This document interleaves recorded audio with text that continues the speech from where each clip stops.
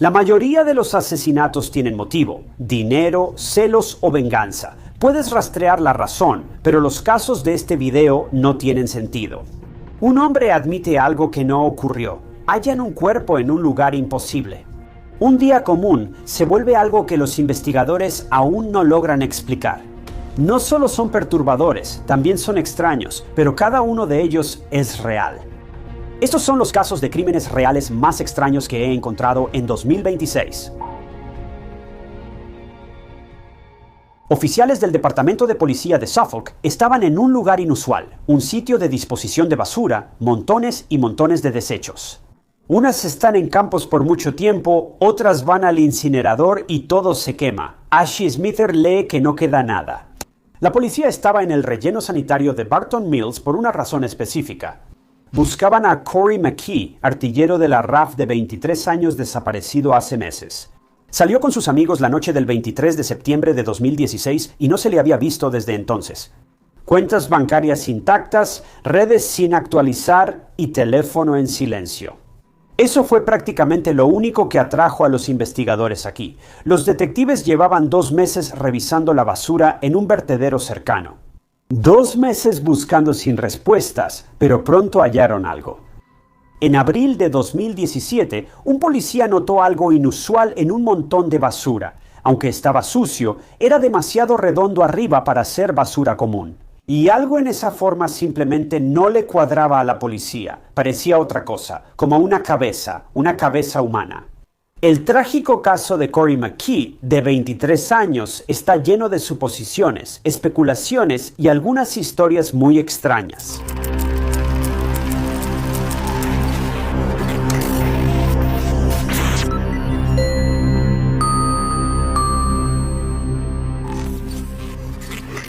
Bienvenido a Historias de Crimen Real. Soy Ty Knotts y cada semana publico nuevos documentales de crímenes reales.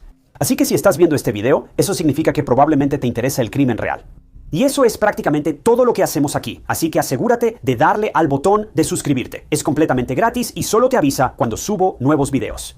Corey McKee fue criado por sus padres, Nicola y Martin McKee, en Perth, pero para cuando Corey tenía 9 años, la familia ya consideraba Escocia su hogar permanente.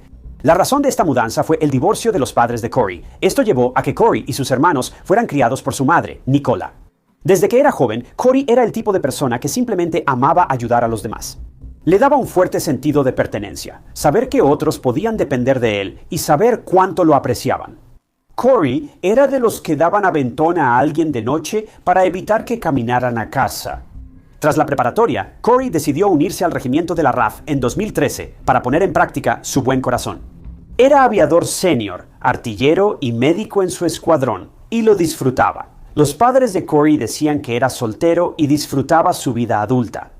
Pero al menos una relación de Corey era más profunda de lo que se sabía. Corey había tenido una relación con una mujer llamada Avril Oliver, quien terminó embarazada de su hijo. Ahora, según Avril, los dos no eran exclusivos ni nada por el estilo. De hecho, Corey solía visitar sitios web de citas y aplicaciones de citas para conocer nuevas mujeres aparentemente todo el tiempo. Su familia decía que su vida amorosa era colorida y que siempre encontraba nuevas parejas, pero ninguna duraba mucho. Nadie sabía del embarazo de Avril hasta que Corey desapareció, lo que ahora resulta muy desgarrador. Corey tenía la costumbre de emborracharse y dormir donde fuera. Su madre lo negó, diciendo que él era demasiado orgulloso para dormir en la calle. El papá de Corey, Martin, contó que Corey solía quedarse dormido cerca o dentro de los contenedores de basura varias veces. No se sabe si dormía en estos contenedores a propósito o solo le ocurría seguido. Cuando se emborrachaba, pero de una u otra forma, se encontraba dentro de un contenedor de basura profundamente dormido en varias ocasiones. Además, Corey era un hombre sonriente y sociable, sin problemas para convivir. Era un tipo común y amigable. Corey siempre disfrutaba una noche divertida y lograba volver a casa, ya fuera esa noche o al día siguiente.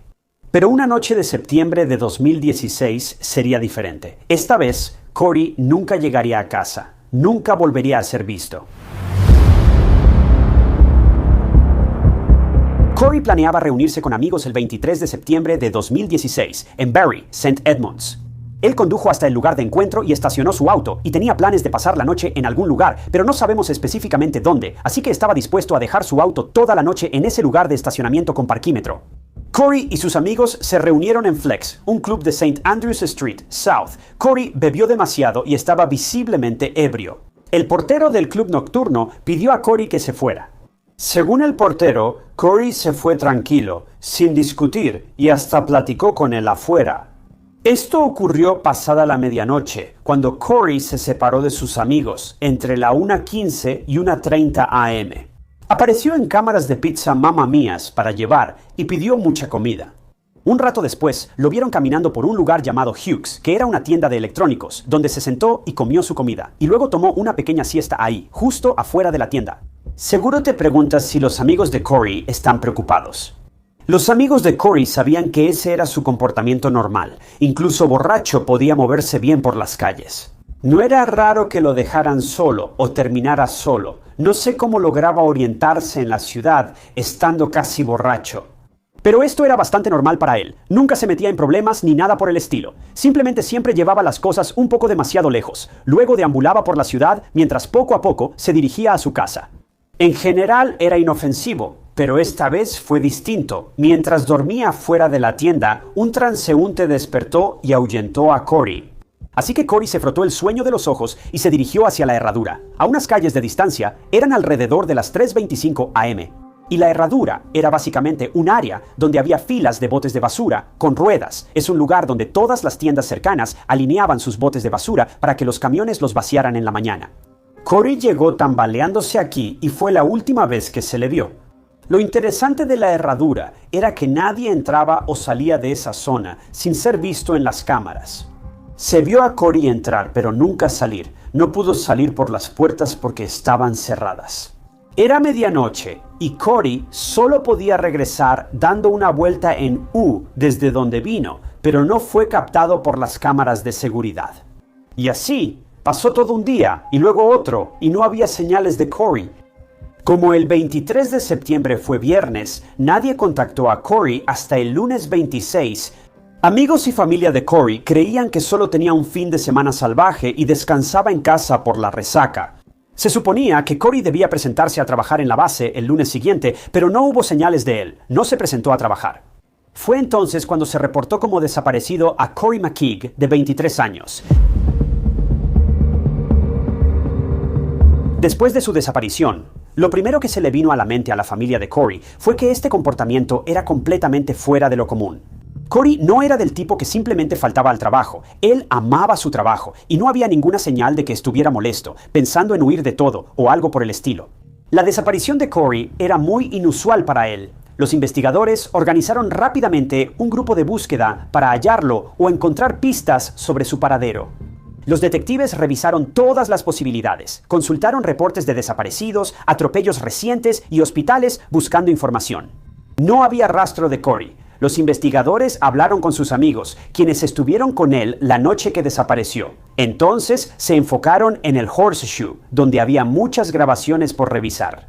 La policía revisó casi 2,200 horas de videos. Todos vieron lo mismo. Corey entró al Horseshoe, pero nunca salió. La policía analizaba varios escenarios. ¿Alguien esperaba en el Horseshoe a una víctima? ¿Secuestraron a Corey y lo llevaron a otro lugar? Pero era casi imposible, ya que había cámaras de seguridad por todas partes. Seguramente alguna habría captado a Corey o sus movimientos, pero no había nada. Los investigadores descartaron la posibilidad de que Corey tuviera la intención de caminar todo el camino hasta su casa en Bays, lo cual era una larga caminata de 10 millas desde donde estaba con sus amigos.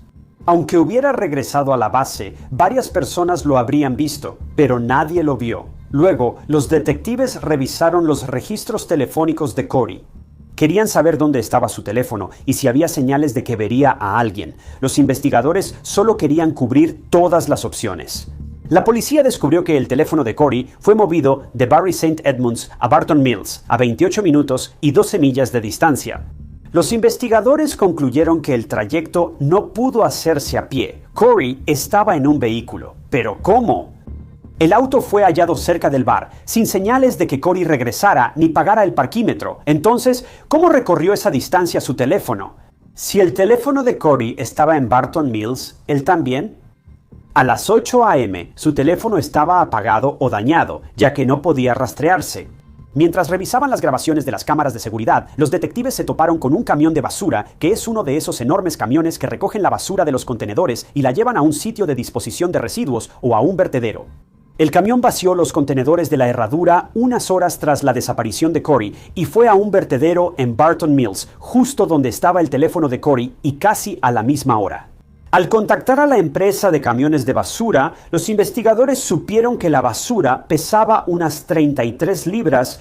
Era su única pista y se acercaba a un callejón sin salida. Corey no pudo estar en el contenedor o camión porque pesaba unas 200 libras y los pesos no coincidían. Tienda. La policía volvió al inicio y debía resolver la misteriosa desaparición. Algunas personas creían firmemente que Corey consiguió que alguien lo llevara, ya que él era del tipo de persona que se subía al auto de cualquiera, porque también era del tipo que ofrecía aventón a cualquiera. Nicola, la mamá de Corey, pensaba que esto era posible y pidió que cualquiera que hubiera dado un aventón a Corey se presentara, pero nadie lo hizo. Los investigadores buscaron a Corey en autopistas, vías del tren y pueblos, y el 11 de octubre hallaron algo. Era una maleta hallada cerca de la A628 en Tent Whistle, Derbyshire, que contenía restos humanos calcinados. Los seres queridos de Corey estaban muy afectados, y como el cuerpo era irreconocible, tuvieron que esperar los resultados de ADN. Se pensaba que el cuerpo era de un hombre menor de 50 años. Al llegar los resultados de ADN, todos temían lo peor. La familia de Corey temía la peor noticia sobre la muerte de su hijo, pero el cuerpo no era de Corey. Esto fue otro callejón sin salida para la policía, sin saber que su búsqueda casi terminaba. En enero de 2017 hallaron la parte trasera de una funda de celular cerca de la última ubicación con señal del teléfono de Corey. No era una prueba crucial porque no tenía componentes identificables, SIM ni partes electrónicas, por lo que no se analizó más la funda. Esto ocurrió cuando Abril, la novia no exclusiva de Corey, anunció que esperaba un hijo suyo. El 11 de junio de 2017 Abril tuvo a Eli Luisa, una niña sana.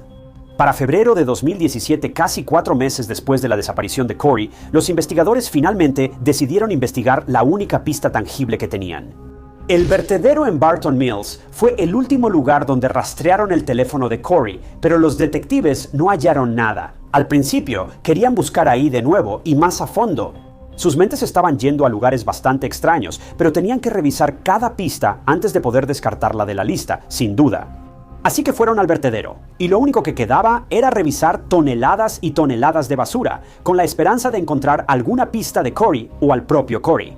El plan consistía en cubrir 1,100 yardas cuadradas y excavar 25 pies de profundidad entre montones de basura.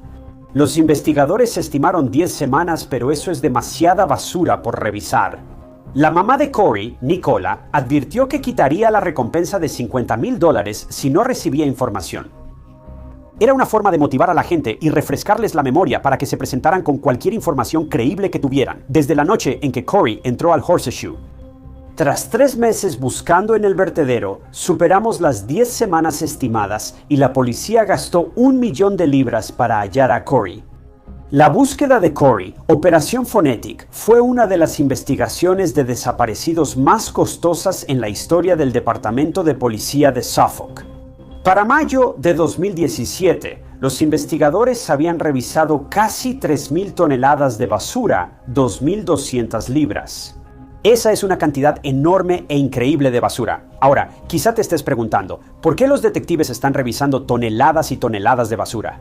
Tenían una teoría extraña, pero podría explicar la desaparición de Corey. Mira, los investigadores creyeron que, por el estado de ebriedad de Corey y su hábito de dormir en cualquier lugar, sobre todo en contenedores de basura, por alguna razón, Corey de alguna manera se quedó dormido en uno de los contenedores de basura con ruedas en la herradura y luego, trágicamente, fue llevado al vertedero sin despertar jamás. Probablemente habría perdido la vida camino al vertedero, considerando lo que los camiones de basura hacen con la basura que recogen. Esta teoría explica lo rápido que el celular de Corey llegó de la herradura a Barton Mills. Hablamos hace poco del peso del camión, 33 libras. Hubo un error con ese peso, que empezó con un arresto en marzo de 2017.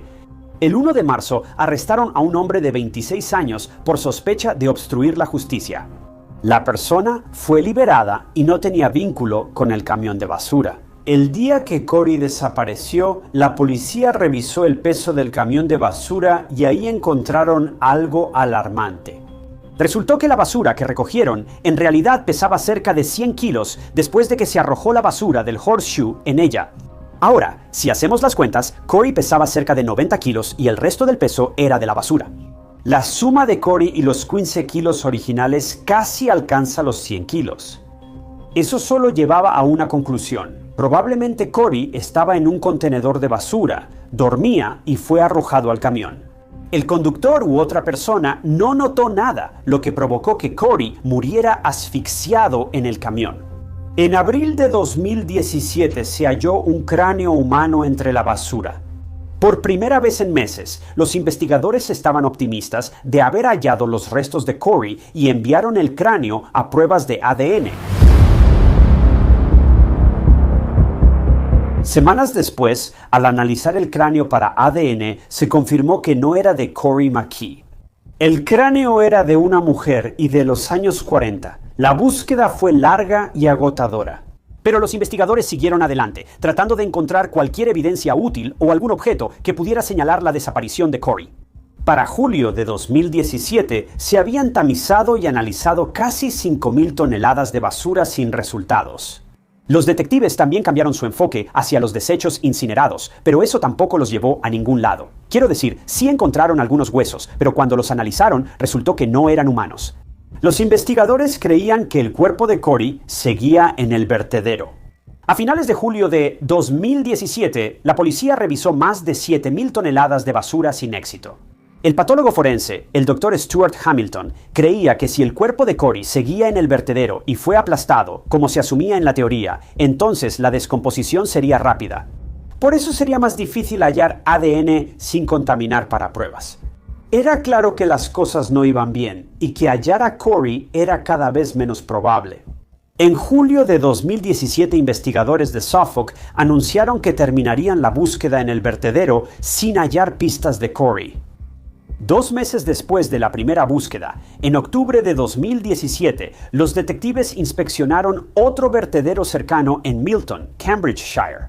Los investigadores sospechaban que algunos desechos fueron movidos de Barton Mills a Milton cuando Corey desapareció y querían revisar ese lugar.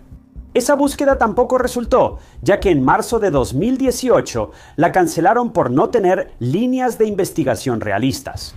La familia de Corey ya no confiaba en la policía ni en hallar a su hijo vivo. Nicola, la mamá de Corey, confesó que ya estaba lista para la peor noticia: perder a su hijo. El papá de Corey, Martin, también creía que las posibilidades de encontrar a su hijo eran casi nulas y solo deseaba hacerle un memorial. Martin pensó que quizá Corey se suicidó por la presión de ser padre, pero eso era imposible. Corey no sabía que Abril esperaba un hijo suyo. Corey no tenía intención de quitarse la vida por ninguna razón conocida por su hermano. Derek dijo que él y Corey se enviaron mensajes la noche en que Corey desapareció y que Corey parecía feliz. Corey planeaba reunirse con él al día siguiente. Y si eso no fuera suficiente confirmación, Corey también había reservado vuelos fuera de la ciudad porque quería pasar Halloween con su familia. No había ninguna señal, ninguna indicación de que Corey estuviera pasando por un mal momento o quisiera alejarse de algo. Parecía ser el mismo de siempre, feliz y normal. Muchos pensaban que Corey se fue sin permiso por las teorías. La gente especulaba que solo necesitaba algo de tiempo para reagruparse y que quería irse por un tiempo. Al revisar la cuenta bancaria y redes sociales de Corey, los investigadores notaron que no había actividad ni gastos recientes. Si Corey estuviera huyendo, al menos necesitaría dinero, e incluso si tuviera efectivo, en algún momento se le acabaría, y no le quedaría otra opción más que retirar dinero del banco. Hasta diciembre de 2016, nada cambió. Algunos intentaron vincular la desaparición de Corey con el secuestro de un militar en la base RAF Markham en julio de 2016. Los detectives declararon que no había relación entre ambos incidentes. La familia McKeek tenía reservas sobre los investigadores y su manejo del caso de Corey. La familia de Corey pensaba que la policía solo revisó las grabaciones de seguridad del sábado por la mañana hasta el mediodía. Nicola piensa que Corey podría salir de la herradura más tarde ese día. Tiempo después, Nicola publicó en Facebook que la policía de Suffolk le mostró grabaciones, pero aún no había señales de Corey. El camión solo pesó más esa única vez cuando Corey desapareció. Además, el peso promedio era de 20 a 30 kilos, a veces menos. Así que eso solo solidificó la teoría de que Corey en realidad estaba en un contenedor cuando fue vaciado en el camión, y fue entonces cuando trágicamente perdió la vida. Al final, se llevó a cabo una investigación el 7 de marzo de 2022 en el Tribunal del Forense de Suffolk en Ipswich. Duró poco más de 2 semanas y el 22 de marzo se concluyó que Corey McKee murió en un contenedor de basura comercial tras ser vaciado en el camión. Aunque sus restos nunca fueron encontrados, los miembros del jurado declararon oficialmente que Corey perdió la vida alrededor de las 4:20 am, cuando los contenedores fueron vaciados. Su fallecimiento fue un accidente sin culpables. El caso fue confuso. Nuestros cerebros aficionados al crimen real están programados para pensar que cada vez que una persona desaparece o se pierde, hay alguna razón siniestra detrás de ello. Pero el caso de Corey, por trágico y desafortunado que sea, realmente fue un accidente. Solo podemos esperar que la familia de Corey esté superando esta pérdida tan trágica e increíble. Corey solo estaba pasando un buen rato con amigos, como lo había hecho muchas veces antes, pero esta vez, un accidente, no un asesino ni un monstruo acechando en las calles, le quitó la vida. Amigos, no puedo enfatizar lo suficiente lo importante que es cuidar a las personas, especialmente cuando han bebido demasiado. No importa si lo han hecho 1000 veces y siempre están bien, ese no es el punto. Si alguien está fuera de sí, ebrio de cualquier manera, cuídenlo, no hagan suposiciones. Ahora, no estoy culpando a los amigos de Corey en absoluto, ni por un segundo. Ellos no tenían manera de saber que esto iba a pasar, ni en lo más mínimo. Pero después de escuchar la historia de hoy, tú sí sabes lo que puede pasar, así que no dejes que le pase a alguien que te importa o a alguien que veas. Borracho y a una hora inusual, pide ayuda en la calle. Aunque no sientas que eres la mejor persona para ayudarles, llama a alguien más, ya sea un taxi, la policía, quien sea. Los accidentes pueden volverse mortales rápidamente, y lo que le pasó a Corey es un recordatorio doloroso de que estaba completamente solo, confundido y borracho fuera de sí. Eso lo llevó a decisiones irracionales con consecuencias trágicas. La noche previa a Halloween en Midland, Michigan, una joven madre desapareció de su casa sin dejar rastro. Su auto seguía afuera. Sus llaves estaban donde las dejó y su hijo de 3 años también desapareció, dejado con alguien en quien no se debía confiar. Lo que comenzó como un caso de persona desaparecida, rápidamente se convirtió en algo mucho más oscuro, exponiendo secretos ocultos detrás de la fe, la autoridad y una sonrisa amigable. Hoy exploraremos la escalofriante historia real de Rebecca Gay, un crimen que prueba que los monstruos se esconden a plena vista, no en el bosque.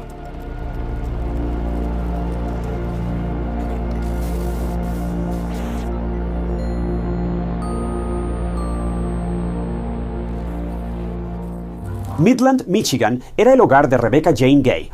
Ella pertenecía a una familia bastante grande, tenía 3 hermanos, y desde que era joven era una persona muy cariñosa y de gran belleza interior. A Rebecca le encantaban los animales, por eso se unió al equipo ecuestre en Bullock Creek High School. Ella era una natural montando caballos, y Rebecca no parecía tener maldad alguna. Cuando no montaba a caballo, participaba en recaudaciones de fondos escolares y vecinales para ayudar a otros. En resumen, Rebecca era dulce, amable y decidida. Solo quería mejorar el mundo. Rebecca quería trabajar en la industria de la belleza, por lo que estudió cosmetología en la Escuela de Cosmetología In Session. Todo marchaba bien en su vida, pero en ese periodo Rebecca recibió una noticia impactante. Ella tuvo una relación con un hombre desconocido y quedó embarazada. Para ponerlo en perspectiva, Rebecca tenía 21 años cuando nació su hijo Conway en 2009. Aunque fue un cambio inesperado para Rebecca, ella estaba lista para afrontarlo. Rebecca se enamoró de su hijo y ser madre fue natural para ella. Ella era joven, pero tenía el apoyo de su familia. Conway fue criado por Rebecca y su papá, aunque después terminaron su relación. Pero estaban haciendo que las cosas funcionaran lo mejor posible, considerando que vivían vidas completamente separadas. Rebeca también era religiosa, era una cristiana devota, que rezaba antes de dormir, asistía a la iglesia cada vez que podía y hacía todo lo relacionado con su fe. Cometió errores, pero hacía todo por retomar su compromiso con Dios, especialmente ahora que tenía un bebé que dependía de ella. Rebeca y Conway eran madre e hijo y también mejores amigos. Ambos amaban Halloween. Y Rebeca hacía todo lo posible para proveer para Conway, quien básicamente era todo su mundo. Durante este tiempo, Rebeca era estilista en un salón local y también trabajó en Goodwill en Mount Pleasant, donde la ascendieron a gerente. Dejó su trabajo como estilista, pero Rebeca no estaba triste, ya tenía suficiente dinero para conseguir su propio lugar. Y era una casa rodante en el parque de casas rodantes Broomfield Valley y estaba a unas 10 millas más o menos de su trabajo en Mount Pleasant. Era una vida humilde, justo lo que Rebeca quería, un lugar seguro para su familia. Además, conoció a Aarón, alguien especial. Aarón, según todos, era un gran tipo que recibió a Rebeca y Conway con los brazos abiertos. Rebeca disfrutaba su vida con su hogar y su familia cercana. Tenía un novio que la amaba a ella y a su hijo, y un trabajo donde todos la adoraban. Y para mejorar aún más las cosas, Halloween estaba a la vuelta de la esquina, y Rebeca estaba tan emocionada como un niño listo para pedir dulces. A los ojos de Rebeca, la vida realmente no podía ser mejor. Ella vivía su sueño, pero como sabemos, los sueños pueden volverse pesadillas. Rebeca y su familia recordaban todos sus preciados Halloween de sus vidas porque eran divertidos y entretenidos, y la mejor parte involucraba muchos dulces. Sin embargo, el Halloween de 2012 sería un recuerdo doloroso para la familia Gay, ya que marcaría la pérdida de Rebeca.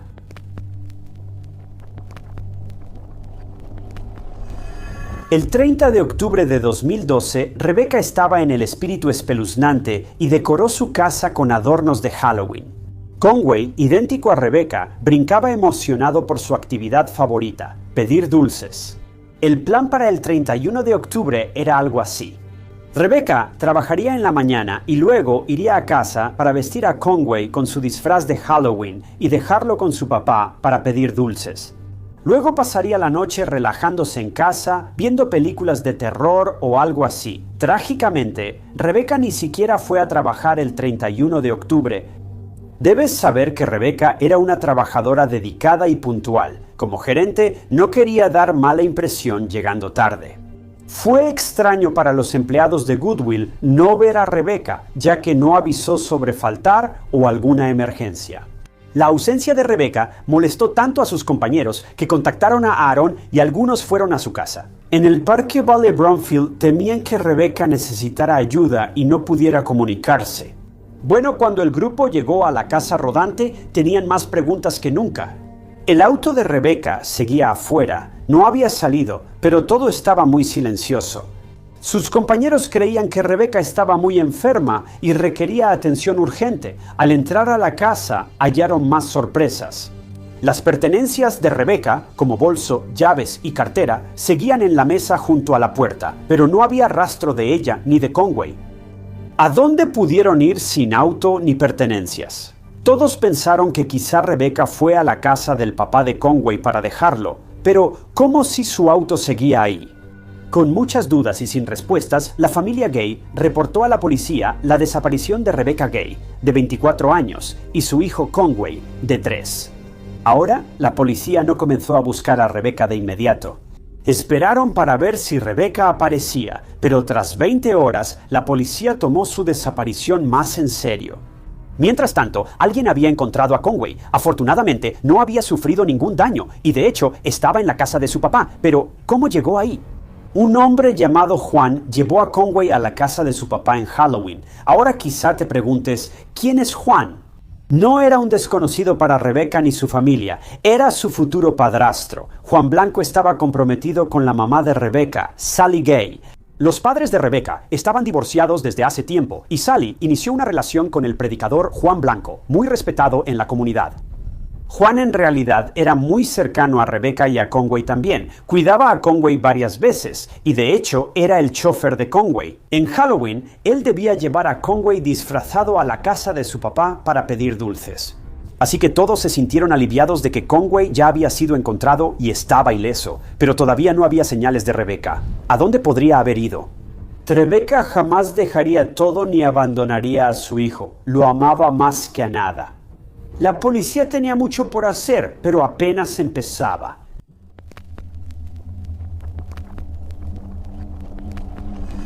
La policía habló con vecinos, transeúntes y personas cercanas a Rebecca.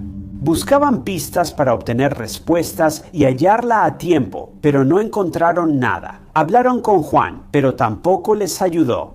Se pensaba que él había sido la última persona en estar en la casa de Rebecca, pero no era exactamente un sospechoso, por así decirlo. La policía solo buscaba cualquier detalle o algo inusual que Juan hubiera notado en la casa de Rebecca. Sin embargo, Juan dijo que no vio a Rebecca al recoger a Conway.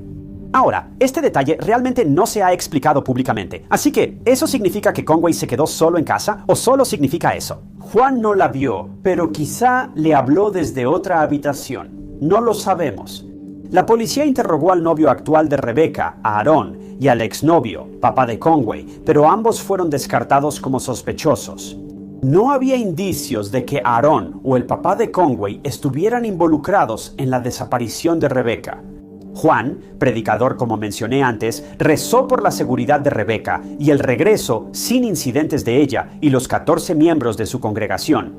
Sally también sentía preocupación y ansiedad por su hija. Había pasado mucho desde que Rebecca se fue. E incluso si solo estaba en algún lugar, haciendo lo suyo, o simplemente desahogándose después de haber conocido a una madre soltera, seguramente ya habría regresado sana y salva. Y puedes imaginarte cómo debía sentirse Conway, de 3 años. Está en una edad en la que necesita a su mamá todo el tiempo y ella no está por ningún lado.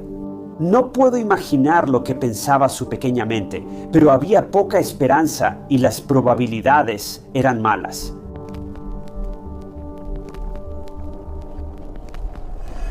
La policía seguía interrogando a cada persona que conocía y estaba familiarizada con Rebecca, pero simplemente no podían quitarse de encima una sensación muy extraña.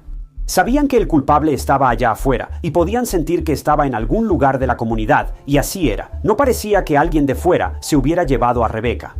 Así que digamos que sus sospechas aumentaron aún más cuando alguien empezó a cambiar su versión de los hechos. ¿Puedes adivinar quién? Fue el predicador de la iglesia, de hacer el bien y rechazar el mal, Juan Blanco. La policía sospechó porque él no mantenía su historia. Desde la primera vez que le preguntaron por Rebecca y si la había visto, notaron inconsistencias. Juan primero dijo que no vio a Rebecca al recoger a Conway, pero luego afirmó haberla visto en casa sin saber qué ocurrió después. Porque se fue con Conway y eso fue todo. La policía revisó el auto de Rebecca. El asiento del conductor estaba muy atrás, demasiado para alguien tan pequeña como ella. El asiento parecía ajustado para que alguien de la estatura de Juan estuviera cómodo. ¿Era coincidencia o algo más? Eso solo era el inicio, porque la policía investigó más la vida de Juan antes de mudarse a Midland, Michigan. No era nada bonito, más bien oscuro y retorcido. El predicador, que aparentaba ser impecable y hablar de luz y santidad, en realidad era todo lo contrario. Él estaba ocultando algo muy oscuro y nada sagrado de la gente con la que vivía, y pronto todo saldría a la luz.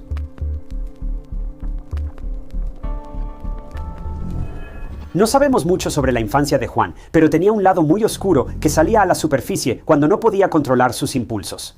Tenía un fuerte desagrado por las mujeres y una obsesión con, personas que ya no están vivas, algo bastante interesante para que alguien se sienta fascinado.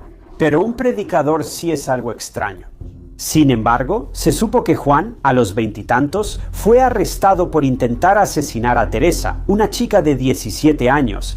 Él llevó a Teresa al sótano y la agredió, haciendo comentarios despectivos sobre las mujeres. Por suerte y casi milagrosamente, Teresa sobrevivió al ataque y fue directamente a la policía, y Juan fue arrestado. Pero solo pasó 2 años en prisión antes de ser liberado en 1983, 2 años por intento de asesinato, pero se pone peor. Teresa estaba traumatizada y lo último que necesitaba era que su atacante volviera, pero eso fue justo lo que ocurrió. Un día, Teresa estaba en una tienda cuando alguien llamó su nombre desde atrás. Se volteó y se encontró cara a cara con Juan Blanco, la persona que menos quería ver. Él le sonreía a Teresa y no puedo imaginar el horror que sintió en ese momento. Por suerte, nada ocurrió fuera de ese encuentro inquietante. Juan parecía estar en un viaje de poder, recordándole a Teresa que podía aparecer en cualquier momento. Pero afortunadamente, esto nunca volvió a suceder y simplemente la dejó en paz. Después de esto, Juan vivió su vida normalmente, enterró su pasado, se casó e incluso tuvo hijos. Pero pronto sus impulsos regresaron y buscó otra víctima, Vicky Sue, de 26 años. Ella trabajaba con Juan y tenían una aventura, aunque él estaba casado y esperaba un tercer hijo. Pero trágicamente, en julio de 1994, Vicky desaparecería y sus restos serían encontrados varias semanas después en una zona remota del municipio de Comstock, en Michigan. Todos sospecharon de Juan porque a Vicky la vieron por última vez el 11 de julio a las 3 a.m. Juan fue el último en verla con vida al subirla a su camioneta, lo que aumentó las sospechas de la policía. Juan fue muy difícil en el interrogatorio, no cooperó, rechazó el polígrafo y no ayudó en la investigación. La policía halló ADN en el auto de Juan, pero se consideró evidencia limitada, por lo que el Estado solo pudo ofrecerle un acuerdo de culpabilidad. Al final, Juan fue declarado culpable y sentenciado a 15 años de prisión por asesinar a Vicky, lo cual es una locura. Pero no terminó ahí. Durante su encarcelamiento por el asesinato de Vicky, Juan le confesó a un psicólogo que disfrutaba quitarle la vida a las mujeres. Eso por sí solo ya es bastante corrupto, pero continuó diciendo que idealizaba a estas mujeres después de que perdían la vida. Esto fue toda una revelación para el psicólogo, pero parece que esta información nunca fue reportada a la policía. Mi mejor suposición es que esta información no pudo ser reportada debido a algún tipo de ley de confidencialidad, pero no estoy completamente seguro de eso. Como esto fue a finales de los 90 o principios de los 2000, la mayoría de esas leyes no entraron en vigor hasta varios años después, pero tu suposición es tan buena como la mía. Al final, el secreto de Juan seguía seguro con su psicólogo. Y más tarde, en 2007, Juan fue liberado después de cumplir solo 12 años por quitarle la vida a Vicky. Tras salir libre, Juan se mudó a Midland, Michigan, específicamente al condado de Isabela, donde nadie sabía de su pasado criminal. Era como si hubiera renacido y Juan decidió que tras su liberación entregaría su vida a Dios. Esto es una revelación increíble por razones obvias, pero no sería tan simple. Juan dirigía la iglesia de la Comunidad de Cristo en Mount Pleasant y compró un remolque en el parque Bromfield Valley. Si el nombre del parque te suena, es porque Rebeca vivía en esa comunidad. Una serie de eventos llevó a Juan a salir y comprometerse en 2012 con la mamá de Rebeca, Sally, antes de que Rebeca desapareciera.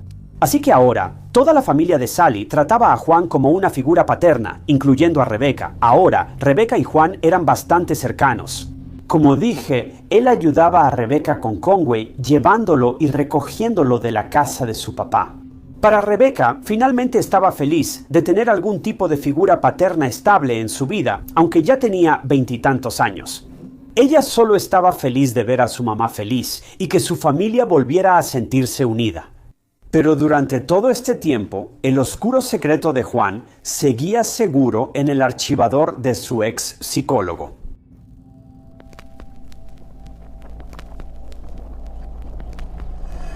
Si regresamos a la época del caso, en Halloween de 2012, la policía estaba pisándole los talones a Juan.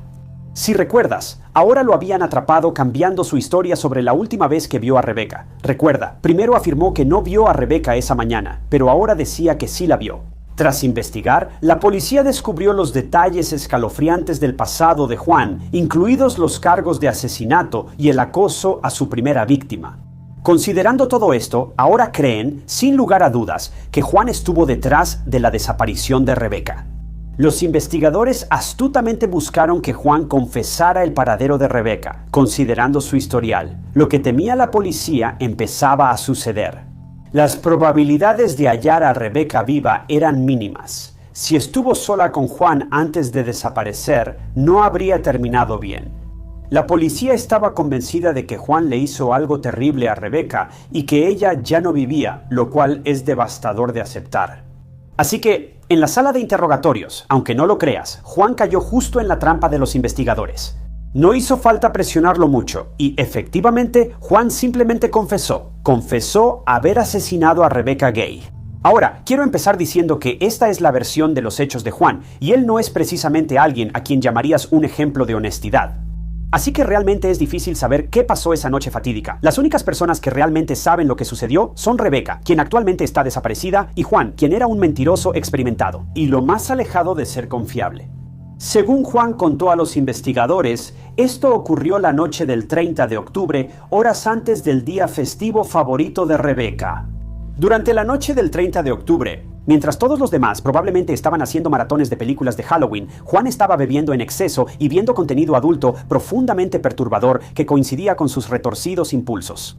Tras acabar su cerveza, sintió el impulso de actuar sus fantasías oscuras y eligió a Rebecca como su víctima ideal. Ella estaba sola, confiaba y admiraba a él. Entró al remolque de Rebecca esa noche y la dejó inconsciente con un objeto pesado. Ten en cuenta que Conway está literalmente dormido en el mismo remolque, a solo unos metros de distancia, pero a él no le importó en lo más mínimo.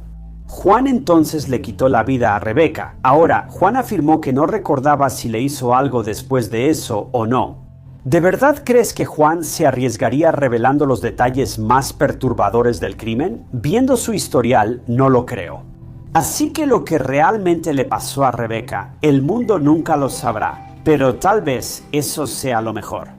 Al terminar, eliminó pruebas y el cuerpo a solo 1 milla de su casa, en una zanja poco profunda de zona boscosa. Juan volvió al remolque de Rebecca y pasó la noche, mientras Conway seguía dormido en su cuarto. Conway no sabía que su mamá luchaba por su vida a pocos metros, mientras el agresor seguía en el remolque.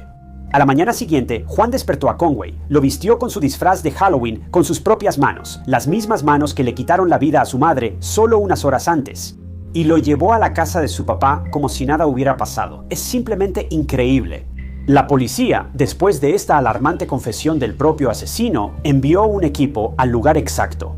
John dijo que se deshizo del cuerpo de Rebecca, y la encontraron en poco tiempo. Rebecca Gay fue asesinada por alguien cercano, casi un padre, pero en realidad era un lobo disfrazado. John White, de 55 años, fue arrestado y acusado de asesinato de Rebecca Gay.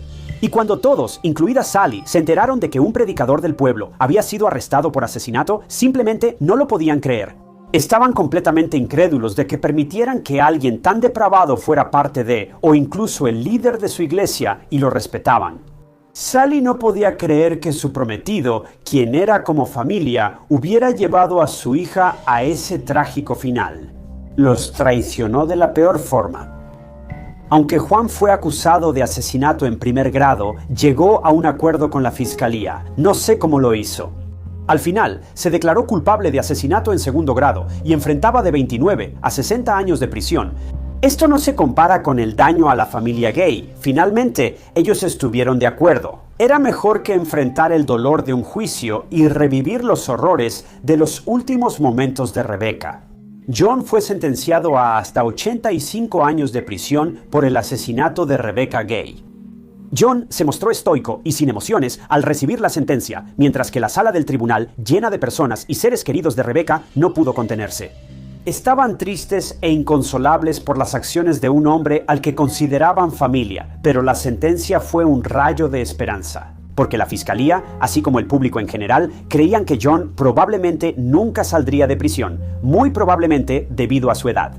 Todos se alegraron de que John pasara sus últimos días en prisión, reflexionando sobre sus actos. Lamentablemente, esta satisfacción también le fue quitada a la familia Gay. El 8 de agosto de 2013, menos de 5 meses tras iniciar su condena de 85 años, John White fue hallado sin responder en su celda. Eligió la salida fácil, privando a la familia de Rebecca de satisfacción, justicia y paz una vez más. Cuando la familia de Rebecca se enteró de esta noticia, quedaron devastados, pero al igual que Rebecca, quien era tan positiva y desinteresada, ellos solo sintieron alivio de que John ya no pudiera lastimar a nadie nunca más. El caso de Rebecca fue trágico. Era una joven confiada que solo quería un Halloween tranquilo y divertido con su familia y su hijo Conway. Pero su vida terminó de forma trágica en su festividad favorita. Nunca falla que cuando publico casos como este, la gente siempre quiere señalar a la iglesia como el problema. No entiendo cómo la gente llega a esa mentalidad, ya que la iglesia no es el problema, sino la solución. Noticia de última hora. La iglesia es para pecadores, no para santos. Todos cometemos errores y tomamos malas decisiones. Estamos llamados a aprender de esos errores y arrepentirnos, y a usar esos errores y las consecuencias de esos errores como bloques para convertirnos en mejores personas. Cristo vino a salvar a los pecadores, no a los justos. Lucas 5:32. Él compartía comidas tanto con santos y líderes de la iglesia como con recaudadores de impuestos, marginados y personas consideradas impuras o criminales. Su propósito era buscar y salvar a los perdidos, no a los encontrados. Las iglesias están llenas de pecadores, como debe ser, pero se espera que mejoren, cambien sus vidas y se acerquen a Dios. Juan no era como los demás. Era un monstruo de principio a fin, manipulado por fuerzas ajenas a la familia de Dios. Este hombre no asistió a una iglesia para guiar a un rebaño, se infiltró en una iglesia para traicionar el evangelio. Y sé sin ninguna duda que, aunque ya no esté en prisión, ciertamente está recibiendo la justicia que se merece. Martha Moxley disfrutaba escribir diarios. Algo de empezar con querido diario y plasmar sus pensamientos la hacía feliz. Hablaba con ella como con su mejor amiga, chismeando sobre chicos, escuela, maestros, vacaciones y más. Ahora su diario era revisado por otra razón tras llegar a la policía. Cada palabra, cada nombre de persona y cada fecha en el diario común y corriente de Martha estaban siendo analizados. La policía buscaba pistas. Necesitaban respuestas porque en su propio jardín delantero, Martha fue asesinada.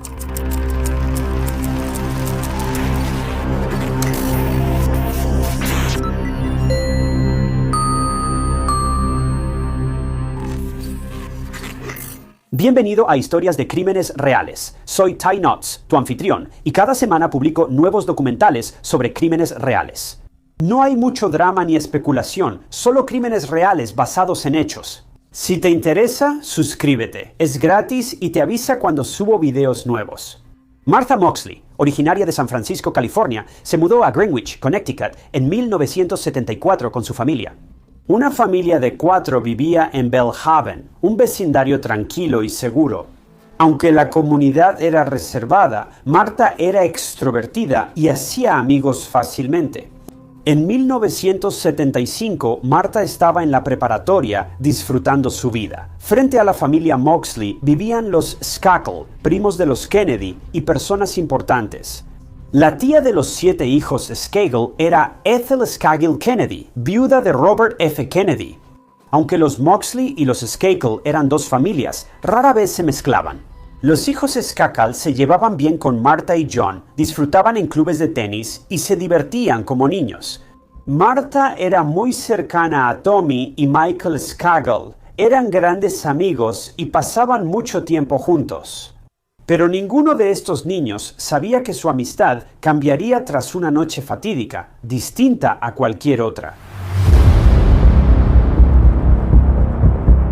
El 30 de octubre, un día antes de Halloween, en Greenwich se conoce como la Noche de las Travesuras, donde los niños salen a hacer travesuras en su vecindario.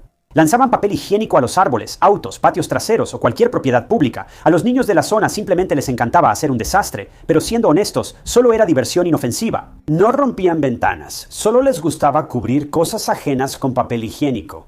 Esta noche, que parecía inofensiva, pronto se volvería trágica. Martha fue a casa de los Skagel y junto con sus hijos subió a uno de sus autos, un Lincoln, y condujeron por el vecindario. Se reportó que Martha y Tommy Skagel, de 17 años, se acercaron demasiado esa noche. Después de un tiempo, uno de los otros hermanos Skagel preguntó si podía llevarse el auto a la casa de un primo. Para ver el estreno del circo de Monty Python, Miguel también fue con los hermanos, dejando solos a Martha y Tommy.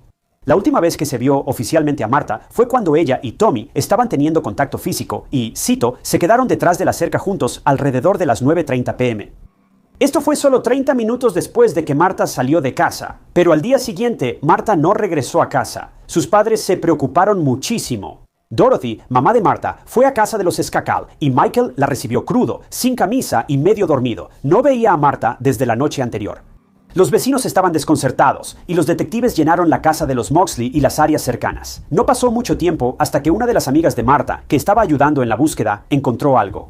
Era una joven de cabello rojo acostada debajo de un árbol, obviamente fallecida, pero Marta tenía el cabello rubio, así que no tenía sentido. Bueno, a los detectives solo les tomó unos segundos darse cuenta de que el cabello de esta chica no estaba teñido de rojo. El cabello de la chica estaba manchado de rojo. Debido a sus graves heridas, la joven había sufrido un trauma severo con lesiones brutales en la cabeza. El arma homicida, un palo de golf hierro 6 o partes de ella, se hallaron cerca del cuerpo. El cuerpo de la joven fue identificado rápidamente como Marta Moxley. La autopsia mostró que fue golpeada varias veces con un palo de golf, que se rompió durante el ataque. Alguien descargó su ira sobre Marta en lo que parecía un crimen pasional, y ahora ella había perdido la vida. Horriblemente, los detectives descubrieron que Marta en realidad fue atacada cerca de su entrada para autos, pero luego fue arrastrada hasta el árbol, dejando un rastro escalofriante detrás. Todo sucedió en su propio jardín delantero. ¿Qué hizo esta chica para que la golpearan así? Cuando los detectives revisaron el arma homicida, las piezas literalmente empezaron a encajar. El único palo de golf era parte de un juego de 6 de Anna Skagel, mamá de Tomás Skagel, quien fue la última persona vista con Marta antes de su muerte. Los detectives estaban confundidos. ¿En verdad Anna atacó a Marta? Esto solo significaba una cosa. Fue una investigación larga. Pasaron años antes de que la policía tuviera respuestas. Los investigadores reunieron información sobre la relación de Marta con Tomás y los hermanos Skagel. Según los amigos, Tomás sentía algo por Marta, pero ella no lo correspondía. ¿Cómo lo supieron los detectives? Por el diario de Marta. Ella escribió que Tomás intentaba acercarse y la hacía sentir incómoda. Esta entrada fue fechada 2 semanas antes del asesinato de Marta. Los amigos también dijeron que Marta era cercana y amigable con los hermanos Skagel, pero nunca surgió nada romántico de eso. Todos los demás mantenían su distancia de estos chicos porque siempre estaban metidos en problemas, pero Marta intentaba ser amigable con ellos. Los hermanos Skagel eran ricos, casi siempre sin supervisión, y representaban a niños mimados y privilegiados. En el diario de Marta, incluso contempló terminar su amistad con Tommy y Miguel, porque este último se ponía muy alborotado cuando se emborrachaba, y ten en cuenta que Miguel también tenía solo 15 años en ese entonces. Así que puedes notar que los chicos podían hacer lo que quisieran, y desde que su mamá, Anna, falleció de cáncer, las cosas solo empeoraron en la casa de los Skagel. El papá siempre estaba ausente y dejaba a los niños con sirvientes y niñeras para organizar fiestas en casa. Los investigadores sospechaban que Tomás estaba involucrado en el ataque a Marta, ya que fue el último en verla, pero tenía una coartada. Según él, volvió a casa poco después de las 9:30 am para hacer su tarea, y su tutor lo confirmó. Ken Littleton era tutor recién contratado. Cuando la policía habló con él, dijo que Tomás estaba con él a las 10 p.m., viendo televisión y que se veía normal, sin nervios ni miedo. Pero poco después de que los abogados de los Skagel se involucraron en el caso, Ken fue despedido misteriosamente de su trabajo y su vida se vino abajo. A partir de ese momento, empezó a abusar del alcohol y de sustancias ilegales, e incluso recurrió a cometer pequeños delitos. Algunas personas teorizaron que Ken sabía más de lo que decía, pero los investigadores no creían que Ken tuviera algún motivo para hacerle daño a Marta, ya que prácticamente eran desconocidos. Así que la policía no encontró pruebas de que Tommy estuviera involucrado en el asesinato de Marta. Él tenía una coartada, así que el caso de Marta se alargó por años y se enfrió. No hubo pistas y todo se detuvo. Esto ocurrió cuando Rushton contrató a su propio equipo para revisar el caso. Ellos recopilaron el Informe Sutton, una investigación privada filtrada a los medios en 1995, y fue en ese momento cuando la atención se desvió de Tommy hacia otra persona. Su hermano Michael Skagel, de 15 años. Michael dijo a los investigadores que llegó a casa tras el estreno con sus primos, alrededor de las 11:30 p.m., y se fue a dormir. Pero en el informe Sutton dijo algo diferente. Afirmó que alrededor de la medianoche se subió al árbol bajo el que encontraron a Marta y miró por su ventana. Ella no sabía que él estaba ahí. Y este chico estaba siendo un depredador de primer nivel, porque una vez que llegó a la cima del árbol, empezó a complacerse a sí mismo. Por falta de una mejor expresión, fue simplemente asqueroso, la verdad. Pero esta revelación hizo que todos se preguntaran por qué Mijael le mentiría a la policía. ¿Y por qué saldría a decir esto ahora, después de todo este tiempo? Mentir era cosa de familia. Tommy también engañó a la policía diciendo que iría a casa después de las 9:30 para hacer la tarea. Estuvo con Marta 20 minutos, pero omitió esto porque Tommy pensó que lo haría principal sospechoso. Por eso muchos creen que Tommy amenazó a Ken para obtener una coartada. Pero algunos estudiantes de la escuela Elan, un centro educativo para adolescentes con problemas, se presentaron con una especie de confesión. Afirmaron que Miguel había confesado haber asesinado a Marta. Uno de los estudiantes dijo que Miguel seguía alardeando de, cito, salirse con la suya porque era, cito, un Kennedy. Esto era totalmente increíble y la policía había empezado a prestar atención. 3 años después de que se filtrara el informe Sutton, la fiscalía solicitó un gran jurado de un solo miembro para revisar las pruebas, después de 18 meses revisando montones de pruebas. Se decidió juzgar a Miguel Scagle por el asesinato de Marta. Finalmente, Miguel fue arrestado el 9 de enero del 2000 y se decidió juzgarlo como adulto. El juicio inició en mayo de 2002, 27 años después del asesinato de Marta en 1975. Afuera del tribunal reinaba el caos, prensa, público y seguridad por todos lados. Era un caso de alto perfil, un primo de los Kennedy juzgado por asesinato. Eso es noticia de primera plana.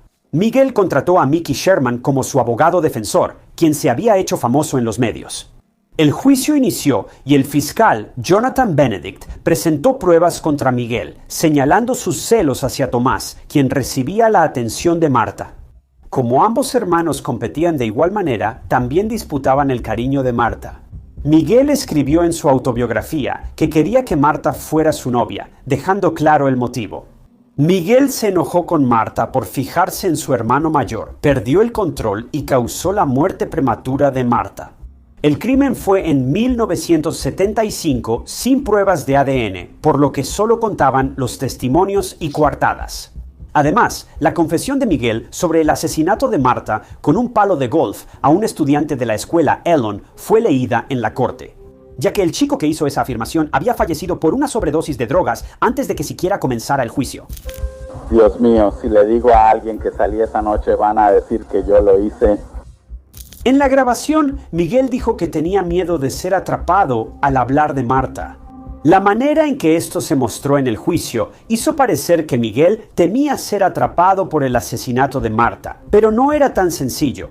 La defensa rechazó la grabación, diciendo que la fiscalía sacó todo de contexto y que el miedo al que Miguel se refería no era lo que aparentaba. Me bajé los pantalones, me masturbé durante 30 segundos en el árbol y recuerdo haber pensado, oh Dios mío, espero que Dios sepa la película, es... La señora Moxley dijo, Miguel, ¿has visto a Marta? Yo pensé, oh Dios mío, ¿me vieron anoche? Miguel no tenía miedo de que lo atraparan por asesinar a Marta. En realidad, se refería a lo que había hecho en el árbol esa noche. Él estaba en ese árbol frente a la ventana de Marta, observándola y haciendo lo suyo. Según Miguel, de eso iba la grabación. Él temía ser descubierto en una situación comprometedora, no por asesinato. Al final, el juicio concluyó con los alegatos finales y todos estaban expectantes. ¿Era posible que un familiar cercano de los Kennedy fuera condenado por asesinato? Estaban por descubrirlo. Todos esperaban el veredicto, que se reveló en junio de 2002. Michael Skakel fue hallado culpable del asesinato de Martha Moxley casi 30 años después de su muerte.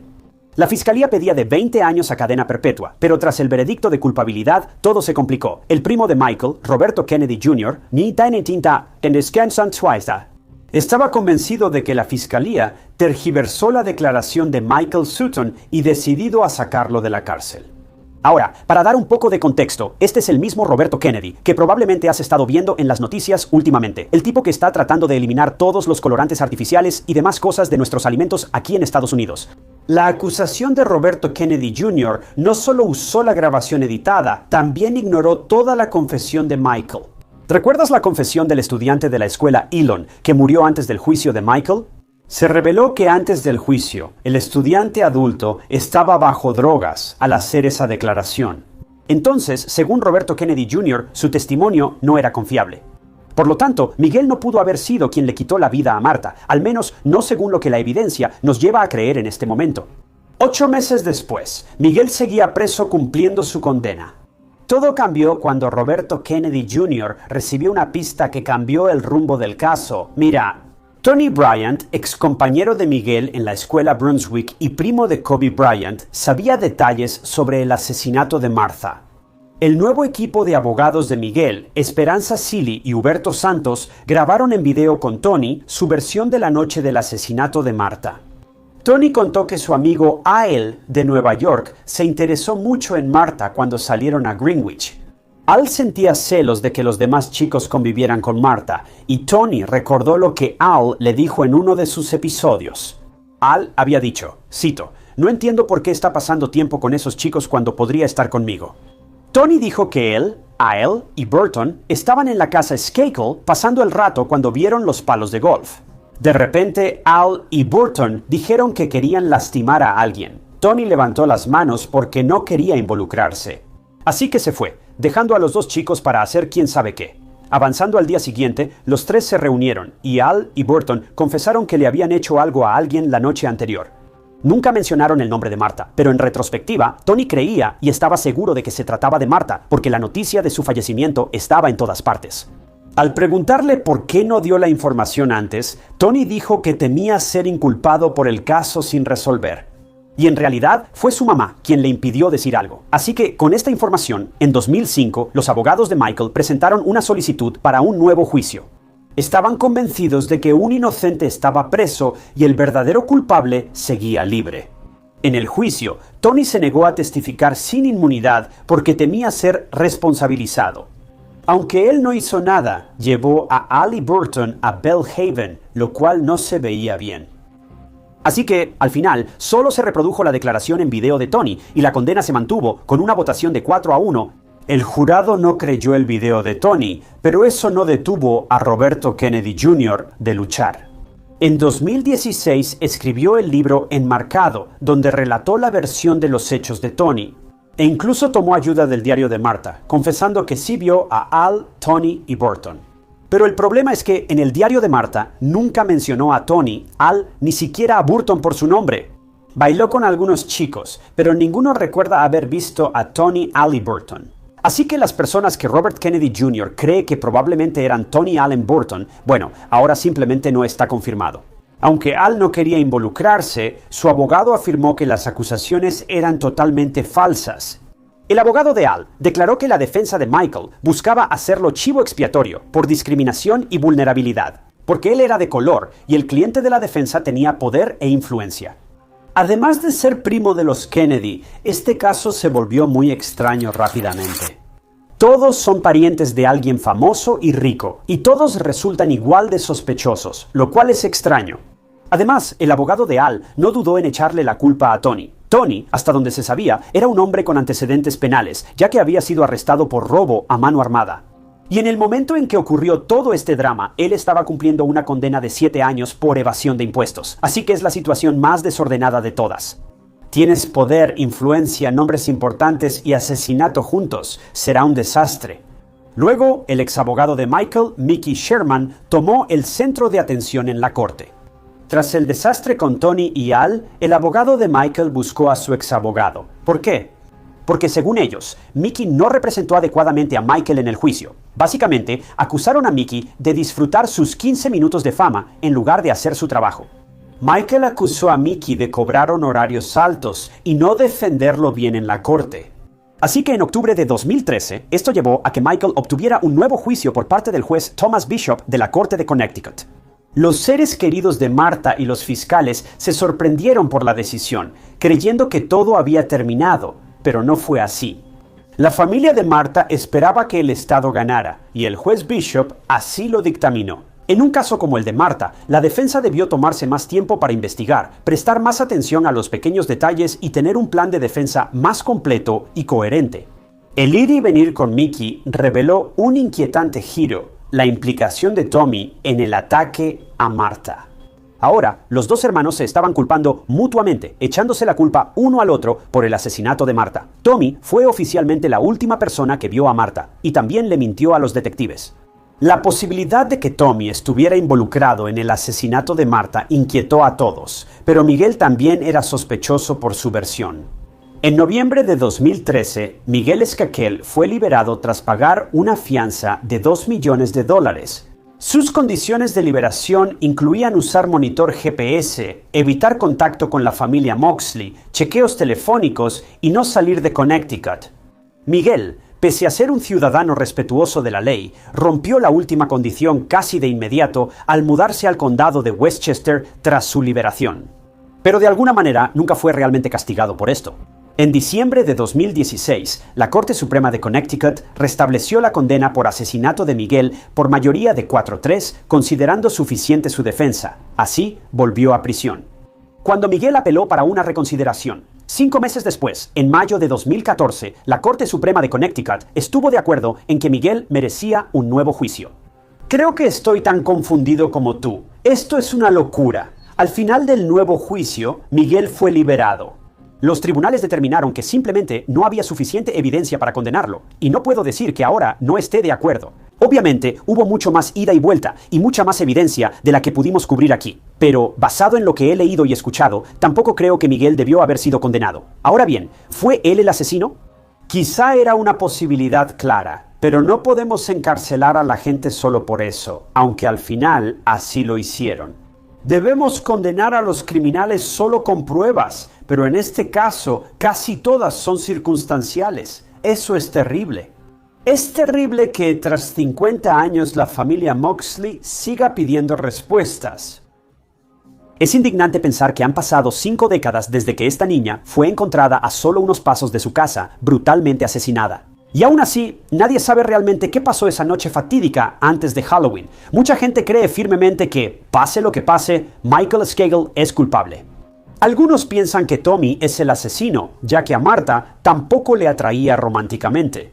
Así que se supone que Tommy perdió el control con Marta por rechazar sus avances y finalmente le quitó la vida en un ataque de ira. Tras lo ocurrido, mintió a la policía sobre Marta y amenazó a Ken para que le diera coartada. Sin embargo, algunos tienen otra teoría, aún más aterradora. Se piensa que Miguel y Tommy participaron en el asesinato de Marta. Ambos mintieron a la policía y uno fue visto por última vez con la víctima. Que Ken, el tutor, fuera despedido tras darle coartada a Tommy y arruinar su vida, demuestra culpabilidad. Se dice que Ken fue presionado para dar coartada a Tommy y la culpa de guardar el secreto lo consumió. Nadie ha aclarado esta teoría, insisto, solo son suposiciones, pero ver el asesinato de Marta así lo hace más siniestro. Es aterrador cómo el dinero y la influencia pueden comprar casi todo y limpiar la imagen de los culpables, presentándolos como inocentes. Después de tanto tiempo, el único que queda en la familia de Marta es su hermano Juan, que actualmente tiene más de 60 años y todavía está tratando de sanar de la dolorosa e increíble pérdida. Casi toda su familia ya no está, pero él aún quiere saber qué ocurrió con su hermana y por qué. ¿Por qué alguien le quitó la vida a esta chica inocente? Esa es la pregunta más grande de todas. ¿Por qué?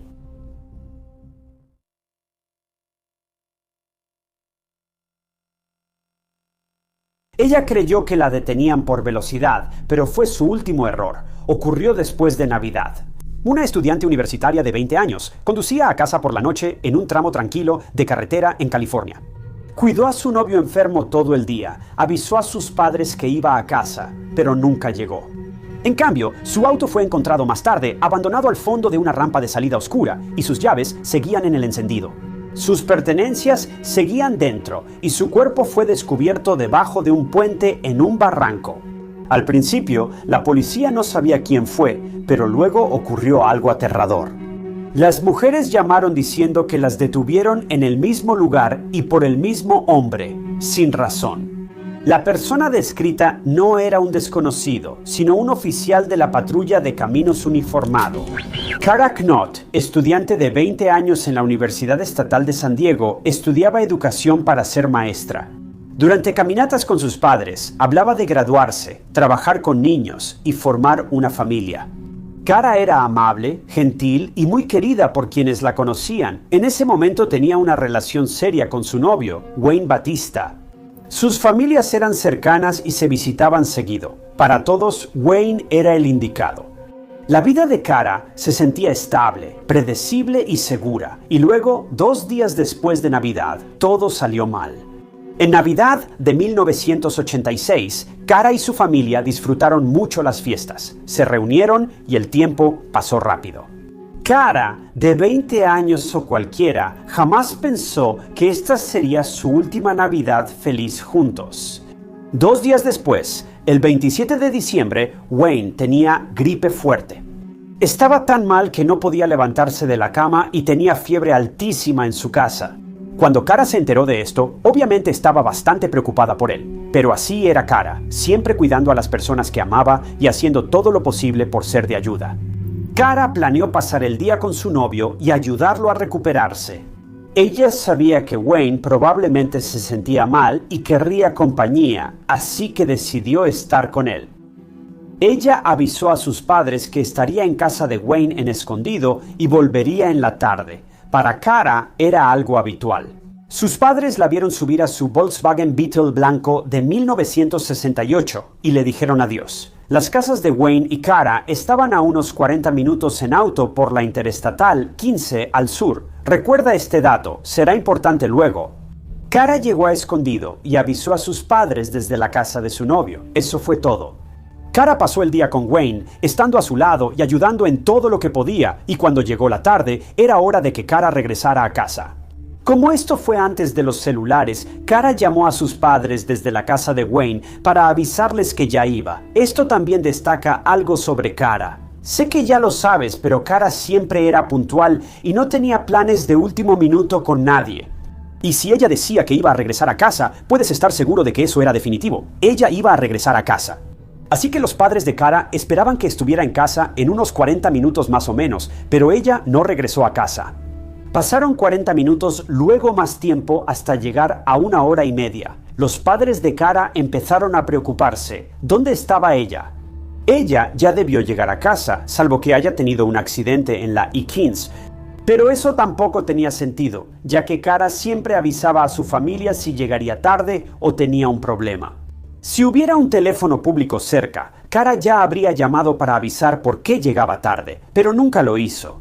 Cada minuto aumentaba la inquietud de los padres de Cara y su mal presentimiento, así que cuando creyeron que ya era suficiente espera, la hermana de Cara, Cynthia, y su esposo, así como los padres de Cara, tomaron sus autos y condujeron por la misma ruta que Cara tomó para ir a la casa de Wayne.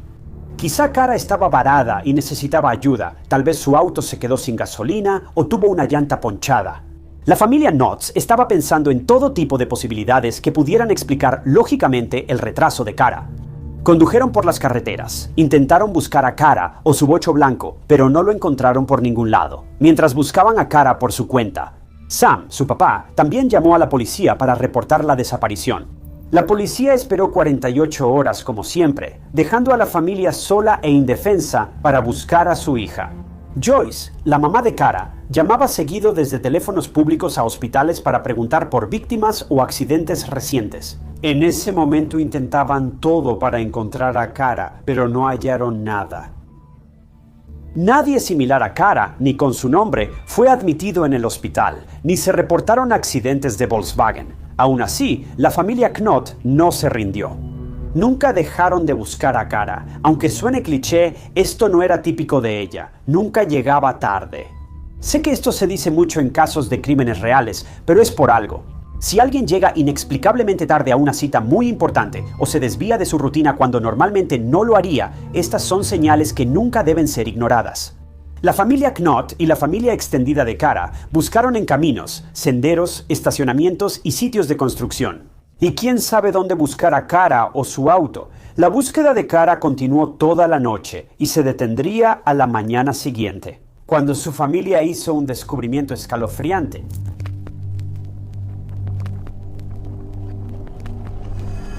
El 28 de diciembre por la mañana, Cynthia, la hermana de Cara, y su esposo manejaban por un camino remoto y frenaron al ver algo en un callejón desierto. Cerca de la salida Mercy Road de la Interestatal 15 había un camino oscuro y remoto que Cara usaba para ir a la casa de Wayne. Al acercarse, la pareja vio un auto blanco. El bocho de Cara estaba abandonado en esta zona remota, pero no había señales de ella cerca. La ventana del conductor estaba entreabierta y la pareja vio que las llaves de Cara seguían en el encendido. Sus pertenencias estaban en el asiento trasero del auto y una tarjeta de gasolina Chevron junto con un recibo estaban en el asiento del pasajero. La pareja sabía que Cara no dejaría su auto así en un lugar donde no era seguro que nadie estuviera solo por la noche. Así que, sin perder tiempo, Cynthia corrió al teléfono público más cercano y llamó a la policía. La policía supo que el auto de Cara apareció abandonado en esa zona y pidió a los oficiales revisar el lugar. Finalmente, la policía tomó en serio la desaparición de Cara y envió un auto a la calle sin salida para inspeccionar. El auto de Cara fue hallado en un terreno amplio, rodeado de arbustos y árboles densos. A lo lejos, un puente de 20 metros daba a un barranco. Los oficiales llegaron y comenzó la búsqueda de Cara. También les pareció raro que su auto estuviera abandonado en un lugar tan remoto. De día, este lugar no era tan aterrador, pero de noche apenas veías a dónde ibas y no había nadie a la vista.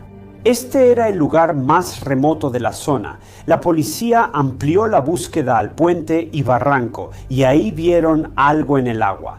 De lejos era morado y blanco, de cerca devastador. La policía bajó al barranco y recuperó la figura del agua. Y en poco tiempo, el caso de persona desaparecida de Cara entró en el territorio de homicidio. El cuerpo de Cara, de 20 años, fue encontrado en ese barranco. El morado y blanco eran la ropa y zapatos de Cara. No sé si ya lo dije, pero antes de desaparecer, Cara llevaba sudadera morada y botas blancas de cuero. Lamentablemente, cuando la encontraron, Cara, de 20 años, no pudo ser reanimada y la búsqueda terminó de forma devastadora. Familia y amigos de Cara fueron notificados del hallazgo y estaban sorprendidos y conmocionados. Cara, que hace solo horas estaba viva y sonriendo, ahora fue hallada bajo un puente, abandonada en la barranca, como si no fuera nadie. La familia de Cara vivió un gran cambio. Buscaban respuestas, querían saber quién le hizo esto a su Cara, que nunca había hecho nada malo, ni siquiera volar. Posteriormente se realizó la autopsia de Cara y no se halló evidencia de motivación sexual. Pero sí tuvo un destino terrible, y alguien le quitó la vida con sus propias manos y una cuerda. Tenía heridas en la cara, lesiones defensivas y ADN bajo las uñas. La policía y la comunidad estaban desconcertados. Debían atrapar al culpable antes de otro ataque.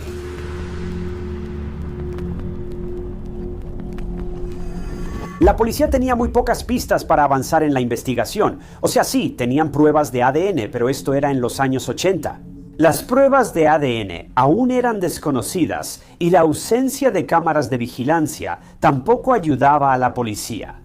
Los investigadores hicieron lo que antes hacían las agencias de la ley, establecer una línea directa para recibir pistas. Pedían que todos dieran detalles sobre Cara y reportaran si vieron algo sospechoso en la Interestatal 15 la noche del 27 de diciembre. La policía siguió los movimientos de Cara. Ese día visitó a Wayne, lo confirmaron él y sus padres, y después se fue. Cara, de camino a casa, paró a cargar gasolina en una Chevron cerca de la I-15 a 10 millas al norte. La policía entrevistó al empleado de la caja, quien dijo ver a Cara llegar, cargar gasolina, pagar y tomar el recibo que marcaba las 8:30 p.m. y luego volver a la Interestatal 15 por la rampa hacia el sur. Cara iba directo a casa, sin desvíos ni otros destinos. Entonces, ¿cómo terminó su auto donde lo hallaron? Mientras ocurría esto, la policía hizo una lista corta de sospechosos y al principio sospechó del novio de Cara, Wayne. Pero tenía una coartada irrefutable y su reacción mostró sorpresa y preocupación por Cara. Él fue descartado como responsable de la desaparición de Cara, así que la policía regresó al punto de partida. Revisaron varias pistas que llegaban a la línea directa y días después empezaron a recibir llamadas de varias mujeres jóvenes. Pero lo extraño es que todas estas mujeres contaban exactamente la misma historia y todas mencionaban exactamente el mismo nombre.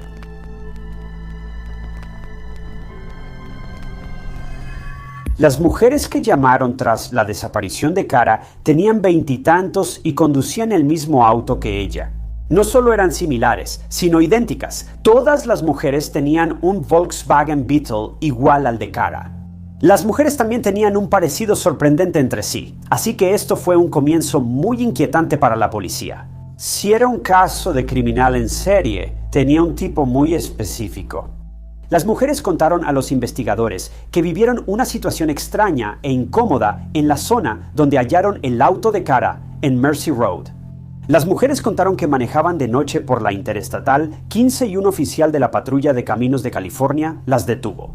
Pero lo extraño era que el oficial hacía que las mujeres se orillaran al final de una salida aislada y sin iluminación. Además, no era como si las mujeres estuvieran infringiendo la ley ni nada por el estilo. Iban manejando por debajo o dentro del límite de velocidad. No estaban siendo imprudentes, estaban sobrias, así que todas se sorprendieron cuando las detuvo un oficial de la Patrulla de Caminos. Pero, ¿qué podían hacer?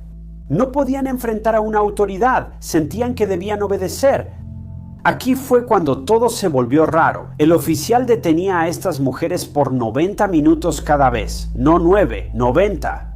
Y eso también, sin razón alguna. El oficial se entrometía en la vida personal de las mujeres y les hacía preguntas incómodas antes de dejarlas ir.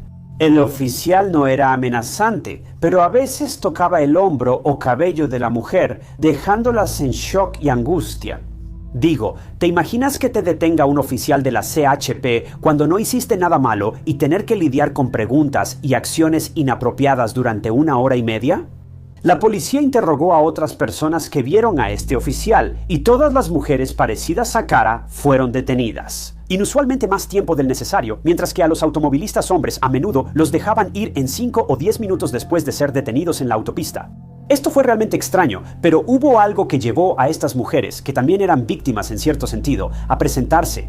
Fue un segmento de televisión sobre seguridad vial transmitido tras la desaparición de Cara 2 días después de que tomara la I-15 rumbo a casa de su novio. Y el hallazgo escalofriante de su auto y cuerpo. Un canal local grabó un segmento con un oficial de la Patrulla de Caminos de California para dar consejos de seguridad y explicar qué hacer si alguien queda varado en la carretera.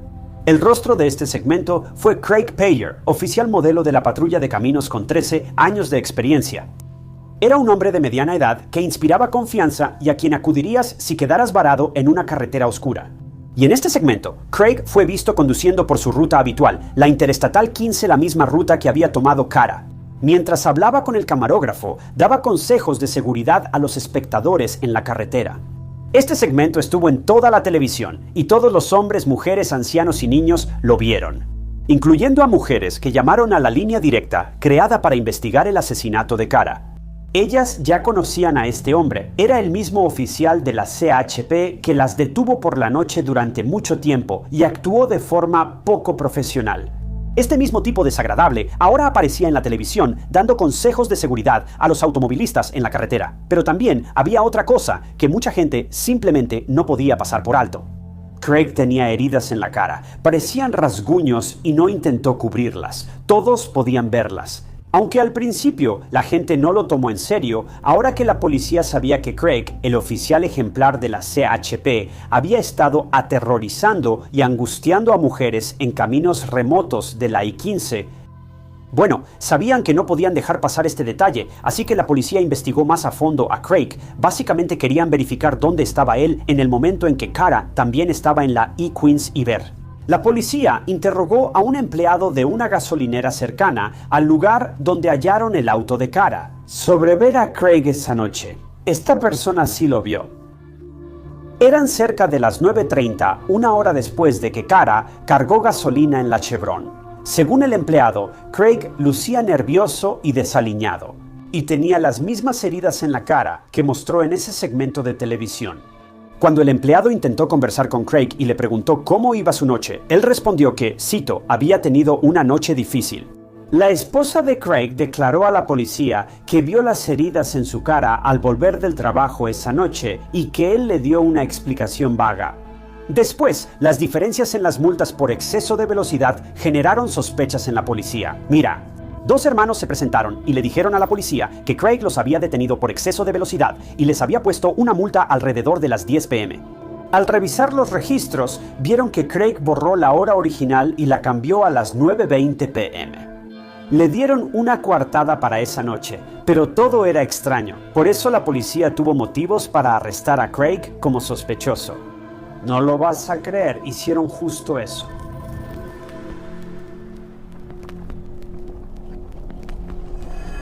Craig Peer fue arrestado el 15 de enero de 1987. Cuando le preguntaron sobre las heridas en su rostro, Craig intentó explicarlo diciendo que se cayó de cabeza contra una cerca de alambre, pero la policía no le creyó. Las heridas eran consistentes con alguien que lo arañó en un intento de protegerse. Las heridas causadas por una cerca de alambre no se parecían a las heridas de Craig. Al final, la evidencia en su contra se fue acumulando cada vez más y la policía lo acusó de asesinato en primer grado de Cara Knott. La policía confiscó las pertenencias de Craig y halló en su auto una cuerda y una linterna, objetos usados para someter y matar a Cara. Es sorprendente que Craig aún tuviera el arma homicida en su auto, y ambos objetos fueron clave para condenarlo. Además, las pruebas forenses ubicaron a Craig en la escena del crimen y prácticamente confirmaron la idea de que él fue quien atacó a Cara. ADN de él estaba en los zapatos de Cara y el de Cara en la ropa y cuerpo de Craig.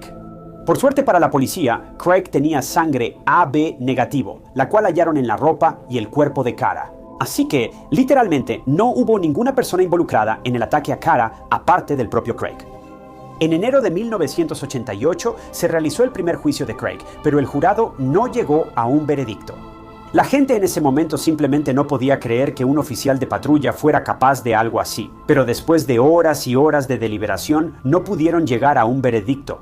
El jurado de 12 miembros quedó dividido, 7 votaron culpable. Mientras preparaban otro juicio, Craig seguía en libertad bajo fianza. No puedo imaginar cómo se sintió la familia de Cara. Era evidente que esta persona estuvo involucrada en el ataque. Y aunque fue acusado del crimen, el juicio terminó en pura confusión y desorganización. Y ahora él estaba libre y podía lastimar a otras mujeres jóvenes hasta su segundo juicio, pero finalmente, después de unos meses, se llevó a cabo ese segundo juicio. Los fiscales trabajaron incansablemente en este y presentaron pruebas concretas, testigos y todo lo necesario para finalmente condenar a Craig por sus acciones atroces. Y el juicio dio frutos, y los miembros del jurado llegaron a un veredicto unánime. Craig Payer era culpable de asesinato en primer grado. Pero Craig, por otro lado, ni siquiera pronunció una sola palabra en su propio juicio y continuó manteniendo su inocencia hasta el final. El 4 de agosto de 1988, Craig Payer recibió cadena perpetua con al menos 25 años.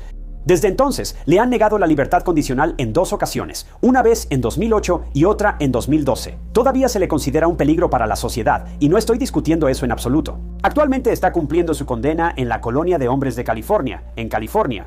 Su próxima audiencia para libertad condicional está programada para enero de 2027, lo cual, sinceramente, no está tan lejos. La familia de Cara, presente en cada audiencia y juicio, quiere que este asesino no salga nunca de prisión. Hasta hoy no está claro por qué Craig atacó a Cara. Ha atacado mujeres antes de la misma forma, pero solo mató a Cara. Como Craig ha mantenido la boca cerrada, realmente no sabemos qué pasó esa noche que llevó a Craig a hacer lo impensable, y puede que nunca sepamos por qué. Tras tanto tiempo, este hombre jamás explicó nada. Supongo que solo espera que alguien en la Junta de Libertad Condicional crea que es inocente. No lo sé. Pero Cara solo estaba pasando su noche, como de costumbre, y de la nada, Craig la detuvo, la asesinó y luego actuó como si nada hubiera pasado. Todo parece sin sentido, y creo que lo es. Lo fue. El papá de Cara, Sam, y la familia Knott impulsaron reducir el tiempo para reportar personas desaparecidas de 48 horas para ayudar a resolver estos casos rápidamente y, con suerte, salvar a otras personas de la misma tragedia que ellos vivieron. No sé si tuvieron éxito en esta área en particular o no, pero lo he escuchado de varias fuentes. Actualmente, la mayoría de los departamentos de policía ya no exigen esperar para reportar a alguien desaparecido, así que quizá su presión funcionó.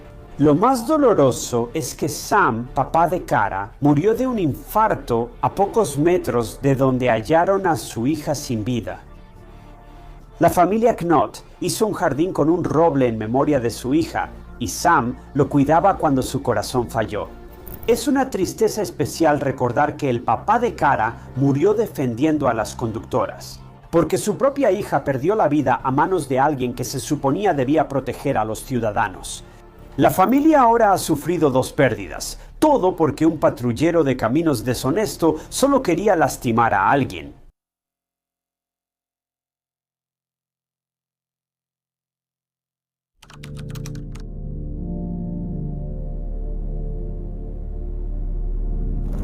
En un tranquilo pueblo de Carolina del Norte se estaba gestando un secreto, uno que conmocionaría a la nación. Stephen Pladdle, con un pasado oscuro, y su hija Katie Fusco, quien buscaba su identidad, se unieron por algo más que el amor familiar. Una reunión familiar se volvió una relación prohibida y terminó en una tragedia inimaginable.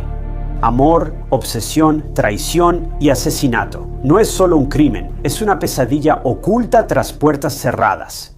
Stephen Pladdle nació y creció en Levittown, Nueva York. Lo describían como un tipo extraño que rara vez socializaba en la escuela. Era callado y solía ser acosado. Bueno, avancemos rápido a 1995. A los 20 años, Stephen conoció en una sala de chat a Alisa de San Antonio, Texas, pero había un gran problema. Alisa tenía 15 años cuando conoció a Stephen. Comenzaron a hablar y todo avanzó rápido desde entonces.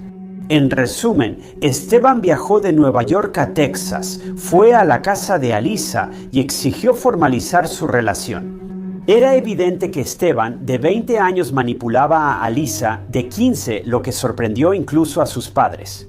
Sin embargo, no evitaron que Alisa se fuera a Nueva York con Stephen y pronto, con solo 16 años, quedó embarazada. Ahora, esto ya era un poco problemático porque Alisa seguía siendo menor de edad y ahora, en 9 meses, iba a ser mamá. Todo esto estaba sucediendo tan rápido y de verdad que a todos les daba vueltas la cabeza. Esto salió completamente de la nada. Bueno, las cosas solo irían cuesta abajo a partir de aquí. Pronto, Alisa conocería mucho más de la persona que era Stephen. Era volátil y podía pasar de estar tranquilo a ser un desastre en medio segundo. Y para empeorar las cosas, también se comprobó que maltrataba animales. Este hombre era simplemente otra cosa. Bueno, pronto, finalmente Alisa se dio cuenta de que estaba aislada en una ciudad enorme sin contacto con su familia o amigos y además estaba atrapada con un hombre del que no podía escapar.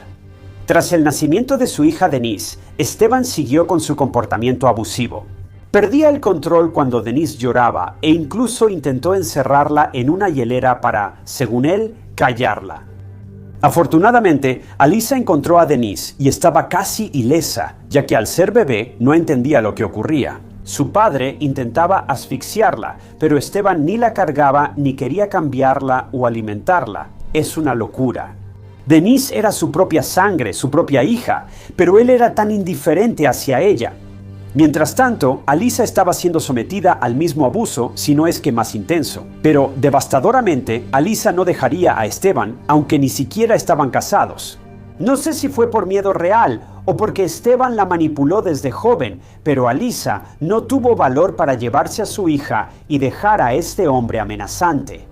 Pero ella sabía una cosa con certeza: Denise no podía vivir así. No quería que Denise se convirtiera en otro juguete para que Stephen jugara y rompiera. Cuando Denise tenía 8 meses, Alisa la dio en adopción y fue adoptada por la increíble familia Fusco. Alisa y Stephen se casaron en 2006. No me preguntes por qué o cómo, porque estoy tan confundido como tú. Pero personalmente creo que Alisa probablemente solo tenía demasiado miedo de dejar a Stephen. Como una persona abusiva, Stephen amenazó con suicidarse si Alisa lo dejaba. Ella no quería cargar con eso, aunque le tenía miedo. Alisa amaba a Stephen y no soportaba que algo malo le ocurriera, incluso si era por él mismo.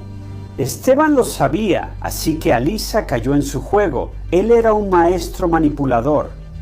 Por si eso no fuera suficiente, Alisa tuvo 2 hijas más con Stephen. Pero Stephen seguía siendo volátil y abusivo con Alisa, además de negligente con sus hijas. Pero siendo sinceros, esto era algo bastante predecible.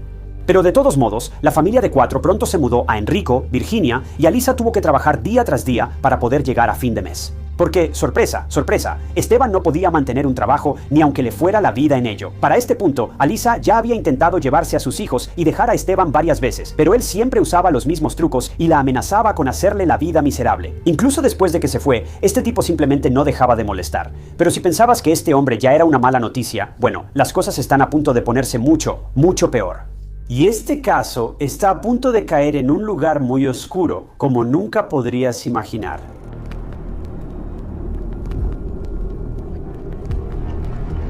Mientras Alyssa vivía con Esteban, Denise recibía amor y cuidado de sus padres adoptivos, Antonio y Kelly. Fusco recibió a Denise en su casa de Dover, Nueva York, y cambió su nombre legalmente a Katie, dándole un nuevo comienzo. El cambio de nombre fue simbólico y significó un nuevo inicio para Katie Fusco. Katie creció en un hogar muy normal. Su amor por los animales era muy profundo, tanto que intentaba ser vegetariana tanto como podía. Le gustaba el arte y la escritura. Fue porrista en Dover y planeaba estudiar arte en Dutchess Community College para trabajar en publicidad en línea. Katie tenía grandes planes y es impactante ver hasta dónde llegó, sobre todo considerando su crianza con Esteban. Pasó de un hogar inestable y peligroso, donde su padre quería dañarla, a uno amoroso y estable con padres que la adoraban y una vida normal. Antonio, su nuevo papá, era oficial retirado del Instituto Correccional Federal en Danbury, Connecticut, y Kelly, su nueva mamá, secretaria. Ellos ya tenían una hija, pero optaron por adoptar a Katie en vez de tener otro hijo biológico. Los Fusco eran una familia feliz y normal. Eran exactamente el tipo de padres que Katie necesitaba. Katie tenía muchos sueños y ambiciones, y su talento para la creatividad era innegablemente fuerte. Ella, con solo 16 años, expresaba más emoción y poder que muchas obras literarias famosas. Era una joven muy talentosa. Se graduó de la preparatoria en 2016 y esperaba con ansias asistir a la universidad. Pero había algo que Katie anhelaba más que nada, y era descubrir quiénes eran sus padres biológicos y, si existía la posibilidad, conocerlos. Katie, a los 18 años, sintió el impulso de buscar a sus padres biológicos, aunque ya vivía en un hogar feliz con todo lo que deseaba. Sus padres, ambos doctores, eran geniales y su relación con su hermana, increíble. Pero siempre había ese sentimiento persistente, ese sentimiento que muchos niños adoptados tienen, donde simplemente quieren saber de dónde vienen. Biológicamente, es una curiosidad bastante natural de desarrollar. Todos queremos saber de dónde venimos y qué nos hace ser quienes somos, al menos hasta cierto punto. Bueno, Katie tenía ese mismo nivel de curiosidad, pero el problema es que Katie no tenía idea de que algunas curiosidades es mejor dejarlas en paz. Pero ella aprendería esto de la manera difícil, porque ya había decidido en su mente que quería encontrar a su padre biológico, esperando reavivar una relación perdida y de alguna manera reconciliarse con su papá. Katie tenía la esperanza desesperada de encontrar a su padre amoroso y perdido hace mucho tiempo, pero en su lugar encontró a Stephen Platwell.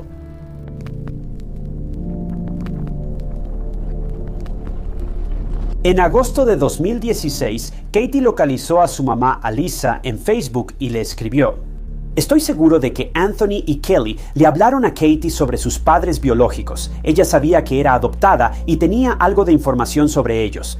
Pero la información que tenía, en este momento, tenía casi 2 décadas de antigüedad. Así que, en realidad, Katie no tenía idea de qué esperar de sus padres biológicos". Mientras tanto, Alyssa, quien seguía con Stephen después de todo este tiempo, todavía trabajaba en varios empleos para mantener un techo sobre la cabeza de la familia y comida en la mesa. Cuando Alyssa vio el mensaje, fue una grata sorpresa. En su mundo agotador, ella y Katie intercambiaron mensajes y pronto hicieron planes para reunirse. Katie y Alyssa se reunieron en Knightdale, Carolina del Norte. Hablaron por horas y Alyssa se alegró mucho de ver a Katie, o Denise, disfrutando su vida. Katie era parte de Alyssa, su hija. Si alguien amó y protegió a Katie de bebé, fue Alyssa. Había pasado los últimos 18 años marcando el cumpleaños de Katie en un calendario y simplemente deseándole lo mejor. Katie también estaba emocionada de conocer a su mamá biológica y se alegró mucho al saber que sus padres seguían juntos y tenía 2 hermanas menores. La familia de Katie creció de repente y ella estaba muy feliz. Pero nunca le dijeron a Katie sobre el abuso de su padre, ni sobre el hecho de que sus acciones fueron las que llevaron a que ella fuera puesta en adopción en primer lugar.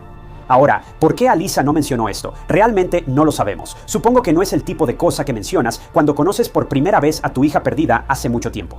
Pero al mismo tiempo, uno supondría que esa sería una de las primeras preguntas de Katie. ¿Por qué me diste en adopción? Así que, ¿cómo es que Katie no se enteró del abuso de su padre? Solo Dios lo sabe. Pero creo que solo estaban tratando de conocerse y mantenían las conversaciones principalmente sobre ellas mismas y lo que habían estado haciendo durante los últimos 18 años. Manteniendo las cosas ligeras, no es como si Alyssa hubiera presionado a Katie para que se mudara de nuevo con ella y su familia, ni nada por el estilo. Ella estaba genuinamente feliz por su hija y por la forma en que estaba cumpliendo sus sueños. Pero sorprendentemente, muy pronto, Katie incluso se reunió con Esteban y la reunión salió bien, incluso mejor de lo que cualquiera esperaba. Al final, Katie decidió algo totalmente inesperado para todos. Katie decidió volver a vivir con sus padres biológicos, Alyssa y Esteban. Esto fue un golpe bajo e inesperado para los padres adoptivos de Katie. Pero Esteban y Alyssa aceptaron recibirla, pero nadie tenía la menor idea de que Esteban tenía planes mucho más oscuros.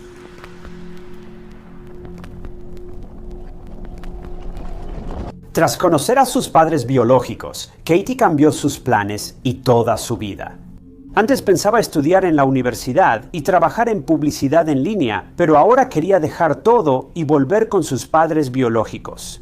Los padres adoptivos de Katie se sorprendieron al oírlo. No querían que Katie detuviera sus planes y volviera con Enrico, pero Katie ya tenía 18 años. Ella tomaba sus propias decisiones. Aunque sus padres intentaban razonar, si Katie quería algo, lo hacía. Sin preguntar, sus padres adoptivos quedaron muy confundidos. No querían evitar que Katie conociera a sus padres biológicos, pero ella cambiaba todo en su vida solo por eso.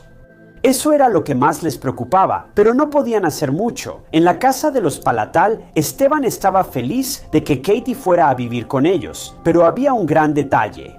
Esteban y Alicia no se llevaban bien. Seguían viviendo en la misma casa, pero en habitaciones separadas. Seguían casados, pero en gran parte vivían vidas completamente separadas. Estaban cerca de separarse y divorciarse, aunque aún no era oficial. Sin embargo, Esteban seguía feliz porque su hija viviría con él. Pero fue también cuando empezaron a aparecer algunas señales de alerta. Parece que Alicia notó rápidamente que Esteban estaba perdiendo todo interés en ella. Sí, ya habían tenido sus problemas y obviamente buscaban separarse, pero una vez que Catalina se mudó, fue como si la atención de Esteban hubiera cambiado por completo. Simplemente se sentía diferente. Comenzó a dedicarle toda su atención a Catalina, dejando de lado a los demás. Muy pronto empezó a vestir como si fuera mucho más joven, aunque ya tenía más de 40 años. Se dejó crecer el cabello, empezó a cuidar su apariencia y la ropa que usaba y comenzó a vestirse más como un adolescente, si acaso. Pero luego hizo lo más extraño de todo. Se mudó de su propio dormitorio y empezó a dormir en el piso del cuarto de Katie. Incluso los ojos de Alyssa se abrieron de par en par cuando vio que esto sucedía, porque, si recuerdas, ella todavía vivía en la misma casa. Confrontó a Esteban, pero él dio evasivas y luego se fue con Katie. Pero el asunto es que las otras hijas de Esteban y Alyssa todavía vivían en esa casa también, así que toda la familia fue testigo de cómo se desarrollaba esta situación increíblemente extraña. Era algo tan fuera de toda comprensión que básicamente todos se quedaron ahí parados, boquiabiertos. Nadie sabía qué pensar de esto. Fue completamente y absolutamente, no sé ni cómo describirlo. Pero si puedes, de alguna manera, imaginarlo, las cosas todavía estaban a punto de empeorar.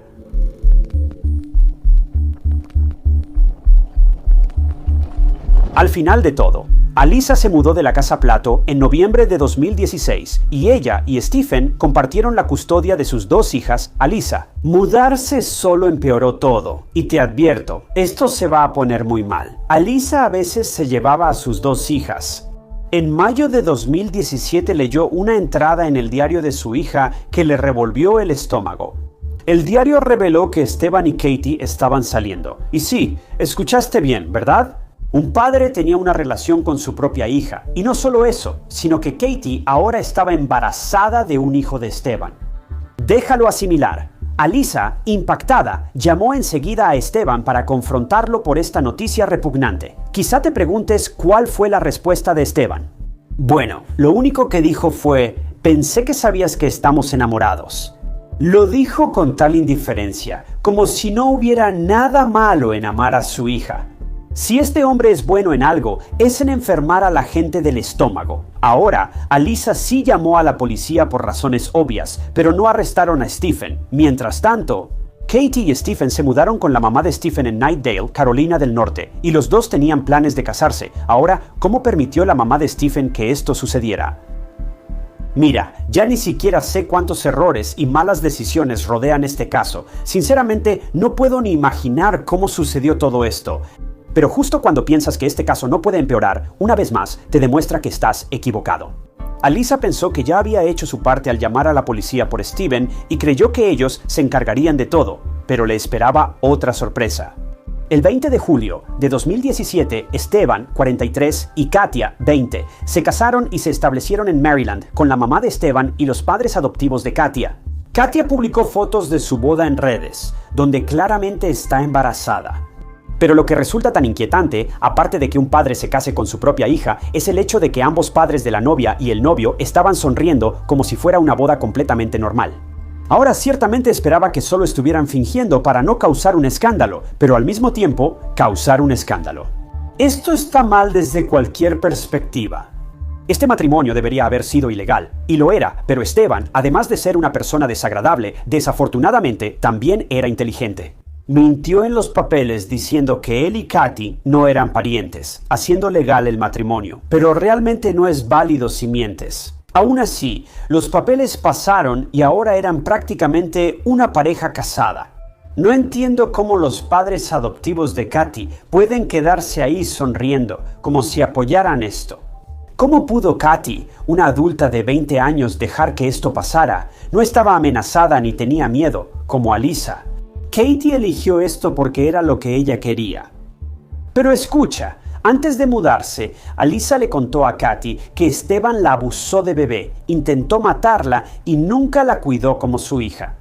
Alyssa le contó todo, pero Katie no se inmutó.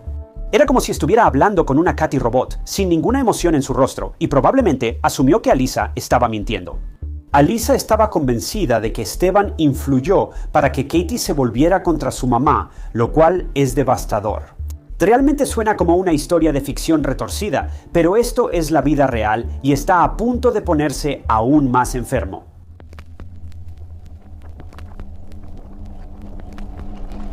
Menos de 2 meses tras la boda, el 1 de septiembre de 2017, Katy tuvo un hijo llamado Bennett Plattel. En enero de 2018, Esteban y Katy fueron arrestados por razones obvias. En la corte, el abogado de Esteban dijo que la relación fue consensuada y que Esteban estaba, cito, locamente enamorado de su hija. Una mujer de 20 años y su abogado afirmaron que su amor, cito, pesaba más que el hecho de que fueran biológicamente relacionados. Le ruego me disculpe. Esto es más grave que el consentimiento. Es su hija y aún así argumenta en la corte que el amor nubló su juicio. Este desastre terminó con Esteban y Katia liberados bajo fianza, la custodia de Bennett para la mamá de Esteban y sin contacto entre Katia y Esteban. Katia regresó con sus padres adoptivos y fue entonces cuando la realidad la golpeó como una tonelada de ladrillos. Katia, después de todo lo que pasó, finalmente recapacitó y llamó a Esteban para decirle que quería el divorcio lo antes posible, pero Esteban no tomó bien esta noticia. No quería dejar ir a Katia ni a Alyssa. Ahora Katia estaba fuera del alcance de Esteban y eso lo enfureció. Probablemente pensaba que Katia fue manipulada por sus padres adoptivos, pero en realidad es lo opuesto. Algún tiempo antes del fatídico día 11 de abril de 2018, Esteban había ideado un plan. Si no podía tener a Katia y vivir en su enfermizo y retorcido final feliz, entonces iba a arruinarlo todo y a todos. Esteban, tras perder su idea de vida perfecta, buscaba venganza. Quería que cualquiera y todos los involucrados en arrebatarle su nuevo amor fueran completamente eliminados de la ecuación. Y esto incluía a su recién nacido hijo, Bennett, pero Esteban no terminó ahí. Su objetivo seguía siendo su esposa Katy, y al fin supo dónde y qué hacía. El 12 de abril, ese día, por fin pondría en marcha su plan. Katy y su papá adoptivo, Antonio, salieron de Dover a Waterbury, Connecticut, para visitar y ayudar a limpiar la casa de la abuela adoptiva de Katy. Esteban sabía bien este detalle. Viajó de Carolina del Norte a Dover y esperó cerca de la casa de Katy para verlos ir a Connecticut. Las cámaras de seguridad captaron a Katy y Antonio conduciendo por una calle transitada, seguidos por una minivan Honda manejada por Esteban. Lo más aterrador era que estaba armado, con una pistola cargada en el asiento del pasajero, esperando el momento para atacar. En minutos logró su objetivo. Antonio frenó su auto en un alto en la intersección de la ruta 7 y 55 rumbo a New Milford, Connecticut. Esteban se puso junto a ellos en la señal de alto y disparó repetidamente al auto de Antonio, impactando a su hija Katy y a su padre Antonio. Testigos dijeron que todo estaba tranquilo hasta que se oyeron ruidos fuertes en la intersección y al parar, la minivan se fue rápido. La policía y servicios de emergencia acudieron y al llegar al auto, oficiales y paramédicos quedaron sin palabras. Los cuerpos de Katy y Anthony fueron encontrados desplomados en sus asientos y el piso del vehículo estaba cubierto de balas. Esto solo demuestra que el ataque de Esteban fue frenético y completamente implacable. Quería asegurarse de no fallar a su objetivo y desafortunadamente lo logró. Pero en ese momento, la policía no sabía que esto había sido obra de Esteban Platt, así que se quedaron con muchas preguntas. Nadie sabía quién atacó a dos personas tan brutalmente. Entonces llegó otra llamada al 911 hecha por la mamá de Esteban. En la llamada, ella estaba histérica. Recibió una llamada de Esteban, quien confesó cómo le quitó la vida a todos. La mamá de Esteban llamó a la policía, que llegó rápido a su casa, pero al llegar notaron que Esteban no estaba y parecía estar huyendo. A 18 millas de donde Antonio y Catalina fueron encontrados en su vehículo, una minivan plateada fue descubierta en Dover. Al llegar la policía, hallaron a un hombre en el asiento del conductor con una herida autoinfligida y en su mano el arma usada contra Antonio y Catalina. Esteban había logrado, lamentablemente, evadir la ley al tomar la salida del cobarde. Esteban, ya fuera consciente de que sería atrapado o si lo planeó así, se llevó sus acciones a la tumba, negando a los seres queridos de las víctimas la oportunidad de cierre y justicia. Katy, Antonio y Bennett fueron enterrados el 21 de abril de 2018 en el cementerio de San Carlos, Dover Plains, Nueva York. Alisa queda con heridas y remordimientos imposibles de sanar. Perdió a su hija por culpa de su esposo, un hombre evidentemente enfermo o trastornado. Al final, se perdieron 3 vidas y nadie fue reprendido porque el propio opresor tomó el asunto en sus propias manos. Casos como este no tienen un lado positivo. No ofrecen un cierre. Realmente no nos enseñan nada más que los monstruos, asesinos, homicidas, como quieras llamarlos, a menudo se esconden a simple vista. A veces son nuestros vecinos, a veces son nuestros padres o incluso nuestros esposos y a veces son ambas cosas.